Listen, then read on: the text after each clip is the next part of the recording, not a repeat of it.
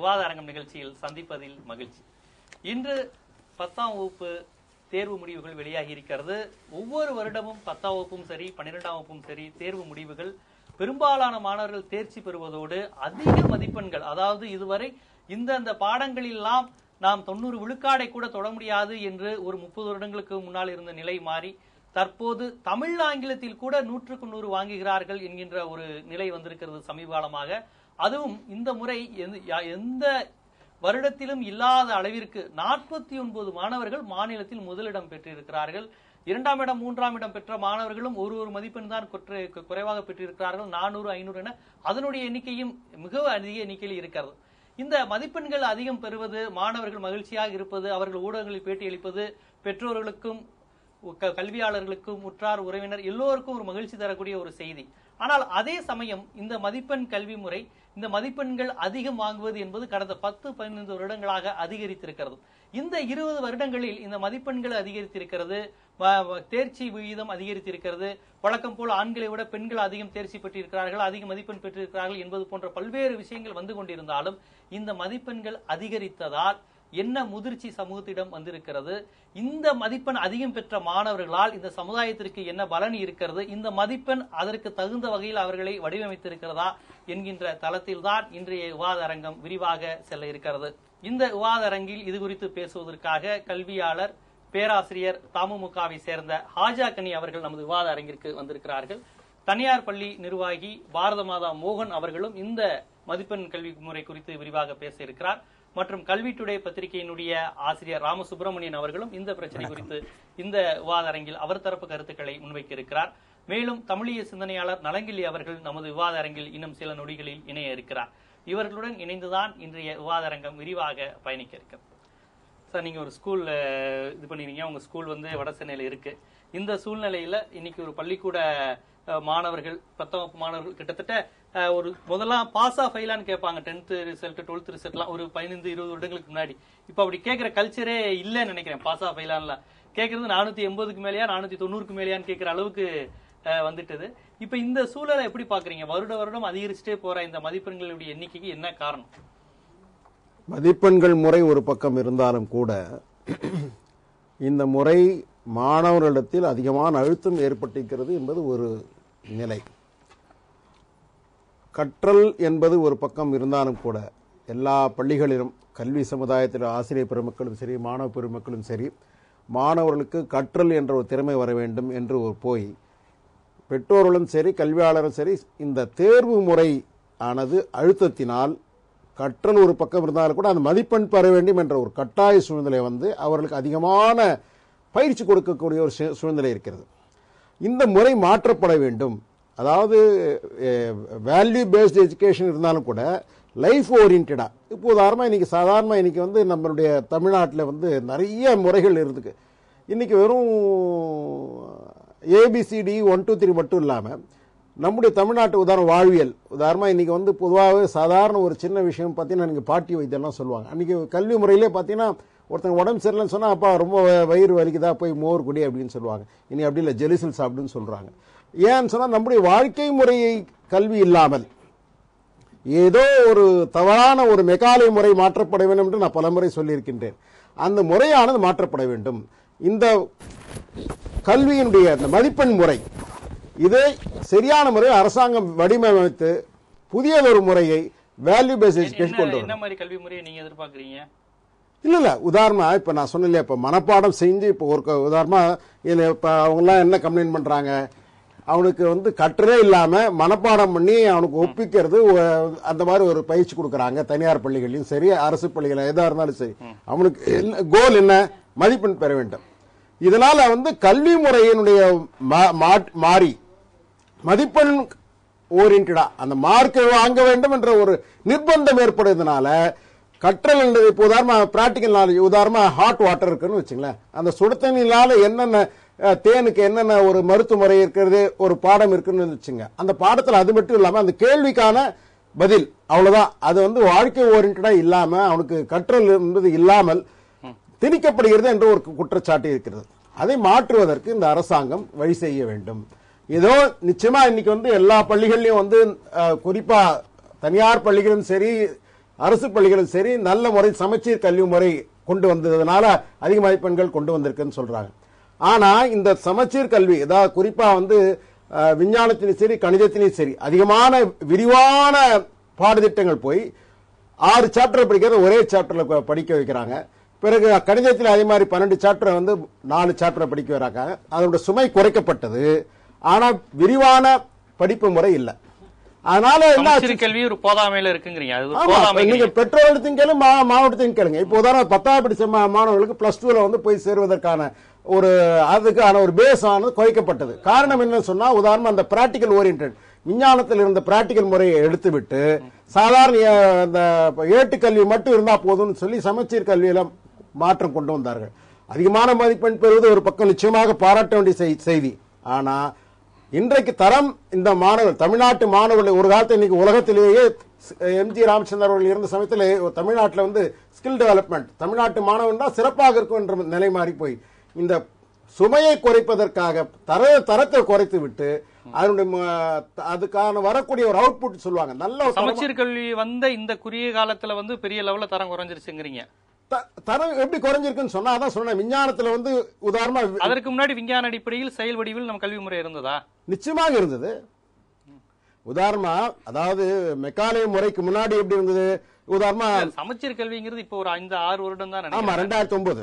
ஆமா அது அதற்கு முன்னாடி இருந்த கல்வி முறை மிக சிறந்த செயல் வடிவில் மக்களை மக்கப் பண்றதுக்கு எதிராக இருந்ததா? மனப்பாடம் பண்ணி இல்ல அதாவது குறிப்பாக 10ஆம் வகுப்பு +2 மாணவர்களுக்கு அதிகமான அறிவியலும் அதாவது +2 படிப்பதற்கு சிபிஎஸ்இ கல்வி என்சிஆர்டி கல்விக்கு தரது அளவுக்கு இருந்தது. பிறகு அது சமயத்தில் அந்த அதனுடைய தரத்தை குறைக்கணும், ஸ்ட்ரெஸ் குறைக்கணும், அழுத்தம் குறைக்கணும்னு சொல்லி பாடத்திட்டங்களை குறைத்து எல்லா மாணவர் அதாவது சமச்சீர் கல்வி என்பது என்ன பிரச்சனை சொன்னா சிபிஎஸ்இ ஒரு முறை இருந்தது. அவன் சர்டிபிகேட் கொடுக்கறது ஒரு பிரச்சனை இருந்தது. எய்டு ஸ்கூல் சர்டிபிகேட் இருந்தது, தனியார் பள்ளிகளோட சர்டிபிகேட் இருந்தது, மெட்ரிகுலேஷன் தள்ளி இருந்தது, கான்வென்ட் ஸ்கூல், இப்படி பலவிதமான போர்டு இருந்தது. அந்த போர்டுக்குள்ள ஒரு சர்டிபிகேட் கொடுத்தா இன்னொரு சர்டிபிகேட் பிரச்சனை இருந்ததால நாம என்ன சொன்னோம், எந்த சர்டிபிகேட் இருந்தாலும் அரசாங்கமானது சரியான முறை, ஏன்னா எல்லாருமே அரசாங்கத்துடைய மதிப்பீடுகள் அரசாங்கத்துடைய சான்றிதழ்கள் இருக்கு, சமமா பாதிக்கப்பட வேண்டும் என்று சொல்ல போய் கடைசியில் பாடத்திட்டங்கள் அரசியலாக்கி அது கடைசியில் வேறு விதமாக கொண்டு பாடத்திட்டங்கள் அப்பதான் அரசியலாக்கப்பட்டது. நிச்சயமாக அதனுடைய அழுத்தத்தினால் என்னாச்சு, நாம அந்த தரமான அந்த பாடத்திட்டத்துடைய விஞ்ஞானத்திலும் சரி கணிதத்திலும் குறைக்கப்பட்டு அதை அதிகமான குறிப்பா எய்டட் ஸ்கூலுக்கும் கான்வென்ட் ஸ்கூலுக்கும் இதே சிபிஎஸ்இ எல்லா ஸ்கூலுக்கும் எல்லா இதுக்கும் ஒரே மாதிரியான கல்வி முறை கொடுத்ததனால் இந்த ஒரு சிபிஎஸ்இ வரல. இல்ல என்சிஆர்டி சிலபஸ் கொடுக்கப்பட வேண்டும். ஆனா இதே தமிழ்நாட்டில் என்சிஆர்டி சிலபஸ் கொடுக்காம என்சிஆர்டி சிலபஸ் இல்லாம மும்மொழி திட்டம் இல்ல, எல்லா மாநிலத்திலும் 3 மொழி படிக்கிறார்கள். விஷயம் சொல்லிருக்கீங்க, எல்லாருக்கும் சமமா கொடுத்தது அது ஒரு அரசியலாக்கப்பட்டது. ஆமா, அப்புறம் இந்த தமிழ்நாட்டில் ஏற்றுக்கொள்ளப்படல. ஹிந்தி படிக்கணுங்கிறார் அவர். ஹிந்தி படிப்பு போனதுனால அறிவு அப்படிங்கிறார். நாட் ஒன்லி ஹிந்தி, என்சிஆர்டி மும்மொழின்னு சொன்னீங்க, மும்மொழி. அப்ப அதனால தமிழ்நாட்டினுடைய தரம் குறைந்து விட்டது ஹிந்தி படிக்காதனால். எந்த மொழி வேணாலும் படிக்கிற வாய்ப்பு தமிழ்நாட்டில் தமிழ் தவிர்த்து தமிழ்நாட்டில் வேற எந்த மொழி படிப்பதற்கு வாய்ப்பு இல்லை என்ற ஒரு சூழ்நிலை உருவாக்கப்படுகிறது. படிக்கலாம், ஹிந்தி படிக்கலாம், எதுக்குமே தடை இல்லையா இருக்கு. இன்னைக்கு தமிழ்நாட்டுல மொழி இப்ப 10ஆம் எழுதிருக்காங்க இல்லையா, இவங்க தான் கடைசி பிரிவு. தமிழை கட்டாயமா எழுதாதவங்க. இனிமே வரப்போற கல்வியாண்டுல இருந்து தமிழ் ஆங்கிலம் இரண்டுமே கட்டாய மொழி பாடங்களா வரப்போகுது. அது 10 ஆண்டுகள் முன்னாடி பண்ணது ஒவ்வொரு வகுப்பா கூடி சென்ற திமுக ஆட்சியில பண்ணது இப்ப 10ஆம் வகுப்பு வரப்போகுது. அதுக்கு உயர்நீதிமன்றத்தில் வழக்கு நடந்துட்டு இருக்கு, என்ன முடிவு வரப்போகுதுன்னு தெரியல. ஆனா இதான் கடைசி தமிழை படிக்க பிரெஞ்சோ இந்தியோ சம்ஸ்கிருதமோ படித்து எழுதலாங்கிறது தான் கடைசி முறை. இனிமே எல்லாம் தமிழையும் கட்டாயம் படிச்சானோ ஆங்கிலத்தையும் கட்டாயமா படிச்சானோ. பிரெஞ்சும் ஹிந்தியும் படிக்காதனால தமிழ்நாட்டோட கல்வித்தரம் போயிருமா? இல்ல பிரெஞ்சு ஹிந்தி படிக்கிறவங்க எத்தனை விழுக்காடு படிச்சுட்டு தாங்க தெரியாது. ஆனா தமிழை படிக்காட்டி தான் தமிழோட கல்வித்தரம் போகுது. இப்ப இங்க என்ன சிக்கல்னா, இங்கிலீஷை கட்டாயமா படிக்கிறத பத்தி ஐயா குறை சொல்லல, அதான் மெக்கானில திட்டம். இங்கிலீஷ் இங்க கட்டாய பாடம், தமிழ் விருப்ப பாடம். ஆனா உலகம் முழு கல்வி முறை எப்படி இருக்கணும், தாய்மொழி கட்டாய பாடம். அந்த தாய்மொழி அடிப்படையை வைத்துக் கொண்டு ஆங்கிலத்தையும் கற்கலாம், இந்தியும் கற்கலாம், பிரச்சனை கிடையாது. மும்மொழி திட்டம் இப்ப 4 மொழி திட்டமாங்க, 5 மொழி திட்டமாங்க, நமக்கு இவ்வளவு மொழிகளை கத்துக்கிட்டே போறது அறிவு வளர்ச்சிக்கு பெரிய தடை. ஒரே ஒரு மொழி படிச்சா கூட போதும், அந்த மொழி உருப்படியா படிச்சா போதும். அந்த மொழி வழியாக எல்லா அறிவையும் பெறுவது. கூடுதலான மொழிங்கிறது விருப்ப பாடமா படிக்கிறது. அது உலகம் முழுக்க இருக்கிற நடைமுறை என்னன்னா, தாய்மொழியில் அறிவை முதல்ல மேம்படுத்திக் கொடுதல். மொழிக்கல்வியின் அறிவியல் இருக்கு, ஒரு அயல் மொழியை எப்படி கற்றுக்கொள்வதுன்னு இருக்கு.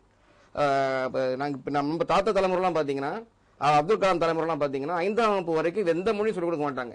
தாய்மொழியில மிகப்பெரிய அடிப்படைகளை போட்டு விட்டு அந்த தாய்மொழி அடிப்படையே ஒரு அயல்மொழியை கத்துக்கொடுது. அது அப்ப நாம என்ன சொல்லலாம், அப்பயும் ஆங்கிலம் கட்டாயமா இருந்தது தவறு நான் சொல்லுவேன். தாய்மொழியை கட்டாயமாக்கணும்.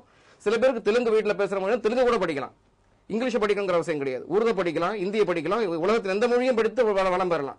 அப்ப தாய்மொழி கட்டாயம். ரெண்டாவதாக ஒரு 6ஆம் வகுப்புல இருந்து அயல்மொழி விருப்பப்படும். அந்த தாய்மொழி அடிப்படையில் தான் எல்லா அறிவையும் பெறணும். அது என்சிஆர்டியா இருக்கட்டும், சிபிஎஸ்சி இருக்கட்டும். சிபிஎஸ்சியோ என்சிஆர்டி சிபிஎஸ்சி தமிழ் வழி கல்வி கொடுப்பாங்களா? அவங்க தமிழ் மொழி பாடத்தையே புறக்கணிக்கிறாங்க. சமஸ்கிருதத்தையும் இல்லாத மொழிகளையும் பூர்த்தி உட்காந்துருக்காங்க. அதனால வந்து தாய்மொழி கல்வி மெக்காலே கல்விக்கு உண்மையிலும் யாரும் எதிராக இருக்குன்னா, எல்லா ஐஐடியும் தாய்மொழி நடத்துவாங்களா? எல்லா சிபிஎஸ்சிக்குள்ளயும் தாய்மொழி நடத்துவாங்களா? அத்தனை அறிவியலும் தாய்மொழி கொடுப்பாங்களா? கொடுக்க வாய்ப்பே கிடையாது. ஏன்னா நீங்க வந்து மெக்காலே உடைய மொழிக் கொள்கைங்கிறது வெறும் கல்விக் கொள்கைங்கிறது வெறும் கல்விக் கொள்கை இல்லை. அவருடைய பொருளாதாரம், அவங்களுடைய வெள்ளக்காரன் ஆட்சி, அவனுக்கு நிர்வாக வசதிக்கு ஏற்ற மாதிரி அந்த கல்வி திட்டம். நீங்க அதே தான் நீங்க கடைபிடிக்கிறீங்க. மேக் இன் இந்தியாங்கிறது என்ன? அவனை இங்க வந்து உற்பத்தி பண்ண சொல்றீங்க. அப்ப வெள்ளக்காரன்ட்ட வேலை செய்யறதுக்கு எல்லாரும் இங்க வாங்க வாங்கன்னு மோடி கூப்பிடுறாரு இல்லையா? ஜெயலலிதா வந்து இந்த 2025 விஷயம் 2025 சொல்லி எல்லாரையும் கூப்பிடுறாங்க இல்லையா? கூப்பிடுறதன் பொருள் என்ன? இங்க வந்து ஒரு பெரிய உழைப்பு பட்டாளம் இருக்கு. அது இங்கிலீஷ் பேசுற உழைப்பு பட்டாளம். மன்மோகன் சிங் அதான் சொன்னார், இங்கிலீஷ் நல்லா தெரிஞ்ச உழைப்பு பட்டாளம், நீங்க நல்லா இங்க வந்து சுரண்டிட்டு போலாம் அப்படிங்கிறது. அப்ப வந்து திருடனுக்கு சாவியும் கொடுத்து திருட வழி செஞ்சு கொடுக்குற மாதிரி இங்கிலீஷ்ங்கிற சாவியை கொடுத்து திருட வைக்கிறாங்க. கண்டிப்பா பேராசிரியர், உங்கள்கிட்ட நான் கேட்கிறேன், கல்வித்துறை சார்ந்த விஷயங்கள்னால மதிப்பெண்களின் எண்ணிக்கை அதிகரித்து கொண்டே போகிறது. இன்னொரு புறம் வந்து இந்த இளைஞர் உலகத்துல வந்து இந்த கல்வி தரமா இல்லைன்னு வருது. இப்ப ரெண்டும் நேர் விகிதத்துல தானே இருக்கணும். இப்போ கல்விக்காக தானே மதிப்பெண் போடப்படுது. அவன் அறிவியல சிறந்தவன், 100க்கு 100 கணக்குல சிறந்தவன் அப்படின்னா கல்வி தரமும் இல்லைங்கிற விமர்சனம் கல்வியாளர்கள் வைக்கிறாங்க. மதிப்பெண்கள்ல அவங்க பக்காவா மார்க் வராங்க. இது என்ன இந்த நேர் விகிதமா இல்லாம இது எப்படி முரண்பாடா இருக்கு? முதற்கண் தேர்வில் வெற்றி பெற்ற மாணவ மாணவியருக்கு என்னுடைய வாழ்த்துக்களையும், வெற்றி பெற தவறியவர்களுக்கு மிக பிரகாசமான எதிர்காலமும் இருக்கின்றது என்ற நம்பிக்கையும் சொல்லிவிட்டு நான் தொடங்குறேன். இந்த நாடு எத்தனையோ தன்னுடைய தலையாய கொள்கைகளை கைவிட்டது. அதில் ஒன்று காந்திய அரசியல் இன்றைக்கு தூரமாகிவிட்டது. காந்தி விரும்பியது போன்ற அரசியல் இங்கு நடக்காதது மாதிரியே காந்தி விரும்பியது போன்ற ஒரு கல்வியும் இங்கு இல்லாமல் போய்விட்டது. இன்னும் சொல்ல போனால் காந்திக்கு எதிரான அரசியல் கை ஓங்கியது மாதிரியே காந்தி விரும்பாத ஒரு கல்வி முறை இங்கே கை தூக்கி விட்டது. இப்ப இந்த அதனுடைய விளைவுகள் தான் இன்றைக்கு ஐயா நலங்கிள்ளி சொன்னாங்க இல்லையா, ஒரு கல்வி என்பது என்ன? ஒரு 13 ஆண்டுகளை கல்வி கூடத்திலேயே செலவழித்து விட்டு கல்லூரிக்கு வருகின்ற மாணவர்களிடம் நான் சில கேள்விகளை கேட்பேன். அதில் முதல் கேள்வி, கல்வி என்றால் என்ன என்ற ஒரு கேள்வி. இந்த கேள்விக்கு 13 ஆண்டுகள் கல்வி நிறுவனத்தில் கடந்து வந்த பெரும்பாலான பிள்ளைகளுக்கு ரொம்ப தயக்கமா இருக்கும் சொல்வதற்கு. கல்வி என்றால் என்னன்னு எந்த பாடத்திலையுமே ஒரு கேள்வி வரலையே. அப்பொழுது பாடத்திட்டத்தில் அவுட் ஆஃப் சிலபஸ் ஆயிடுச்சு. அப்போது பாடத்திட்டத்தில் 2ஆம் உலக போர் எப்பொழுது தொடங்கியது, இந்த மாதிரி கேள்விக்கு பதில் படித்து சொல்ல அவர்கள் பழகி இருக்கிறார்களே தவிர, சிந்தனை பூர்வமாக ஒரு கேள்வி கேட்டால் அதற்கு பதில் சொல்ல முடியாத தலைமுறையாக நாம் தயாரித்திருக்கின்றோம் என்பதுதான் கல்வியில் இருக்கின்ற மிகப்பெரிய குறைபாடு. Purpose of education is not to inform but to sensitise என்று சொல்வார் மிகச்சிறந்த கல்வியாளர் வே வசந்தி தேவி அவர்கள். அவர் எழுதிய இந்த தமிழகத்தில் கல்வி என்ற புத்தகத்தை எல்லாரும் படிக்கணும். அதுல வந்து இன்றைய கல்வி முறை, நீங்க சொன்னீங்க இல்லையா, மதிப்பெண் எடுப்பவருடைய விகிதம் கூடி இருக்குது. முன்பெல்லாம் 300 மதிப்பெண் எடுத்துட்டு கொண்டாடுவோம். எஸ்எஸ்எல்சில தேர்ச்சி பெற்றால் ஒரு கொண்டாட்டம். 16 முதல் வசனமே வந்து நான் பாஸ் ஆயிட்டேன், 80 மார்க் வாங்கிட்டேன். ஆமா, இந்த தலைப்பு தேர்ச்சி அடைந்ததை கொண்டாடுவது. 300 மதிப்பெண் எடுத்தால் மிகப்பெரிய கொண்டாட்டம். இன்றைக்கு என்ன தெரியுமா நிலைமை? காலையில 475 எடுத்த பிள்ளைகள் வீட்டுல அழுகையும் நெருக்கடியும் சங்கடமும். 400 கடந்து விட்டால் எப்படி வாழ்த்துவோம் நாம்? இப்போது நாங்க அந்த காலத்து 8ஆம் வகுப்புன்னு இப்போ வெள்ளக்காரன் காலத்துல படித்ததை தரமானதா சொல்லிக்குவாங்க. இப்பொழுது பழைய காலத்து 300க்கு மதிப்பு அதிகமா இருந்தது. இப்போ இருக்கிற 475 என்ன கொடுமை என்றால், காலையில் தன் பிள்ளைகள் 475 எடுத்ததை பெருமையோட சொன்னார் பத்திரிகையாளர், அருமையான கவிஞர். 475 எடுத்து மகிழ்ச்சியாக போயிருந்தோம். சாயங்காலம் போனா மாநகராட்சி பள்ளியிலே அந்த பலகை தொங்குவதா சொன்னாங்க. 480க்கு மேல எடுத்தவங்களுக்கு மட்டும்தான் விண்ணப்பம் கொடுப்போம். இது என்ன அநியாயம்? 480க்கு மேல் எடுத்தவர்களுக்கு தான் விண்ணப்பம் தருவோம் என்று அரசாங்க உத்தரவெல்லாம் அவர்கள் காற்றில் பறக்க விட்டு விடுகிறார்கள். கட்டாய கல்வி சட்டம். ஆமா, தனியார் ஏழைகளுக்கு 25 விழுக்காடு கட்டாய கல்வி எங்க தர போறீங்க? 480 எடுத்தால்தான் அவர்களுக்கு 12ஆம் வகுப்பில் இடம் தருவோம் என்று சொல்லக்கூடியது எவ்வளவு பெரிய வன்முறை, எவ்வளவு பெரிய கொடுமை. இந்த பிள்ளைகளை சொன்ன மாதிரி இந்த படிப்பு என்ற பெயரிலே ஒரு மிகப்பெரிய மன அழுத்தத்திற்கு ஆளாக்குகின்றோம். காலை எழுந்தவுடன் படிப்பு, பின்பு கனிவு கொடுக்கும் நல்ல பாட்டு, மாலை முழுதும் விளையாட்டு என வழக்கப்படுத்தி கொள்ளு பாட்டுனான விளையாட்டுக்கும் 10ஆம் வகுப்பு படிக்கிற பிள்ளைகளுக்கும் ஏதாவது சம்பந்தம் இருக்குதா? 9ல அந்த கொடுமை ஆரம்பிச்சது, 8ஆம் வகுப்புல அந்த கொடுமை ஆரம்பித்து விடுகிறது. 12ஆம் வகுப்புல சாதனை படைக்க வேண்டும் என்கின்ற ஒரே நோக்கத்துல 480க்கு மேல எடுத்தவங்க மட்டும்தான் எங்க பள்ளியில சேர்த்துக் கொள்வோம் என்று சொல்வது எவ்வளவு பெரிய வன்முறை! இதை பார்க்கின்ற மக்கள் ஆங்காங்கே கொந்தளித்தெழ வேண்டும். இதற்கு மக்கள் பாடம் புகட்ட வேண்டும். இது என்ன கல்வி நிறுவனங்கள் என்பது ஒரு காட்டு தர்பாரை நடத்தி கொண்டு என்ன புனித நோக்கம் இங்க இருக்கின்றது? பணம் பறிப்பு. நான் ஏற்கனவே சொன்னேன், குழந்தைகளிடம் ஏன் நல்லுணர்வு இல்லை என்று சொன்னால், அந்த பிள்ளைகள் மத்தியில தான் நீங்க ஒரு தொகையை வாங்குறீங்க, ஒரு தொகைக்கு ரசீது கொடுக்குறீங்க. எந்த பள்ளிக்கூடத்திலேயாவது வாங்குற தொகைக்கு ரசீது கொடுக்கிற வழக்கம் இருக்குதா? அப்போது இந்த முறைகேட்டை நீங்கள் குழந்தை முன்னிலையில் செய்கிறீர்கள்.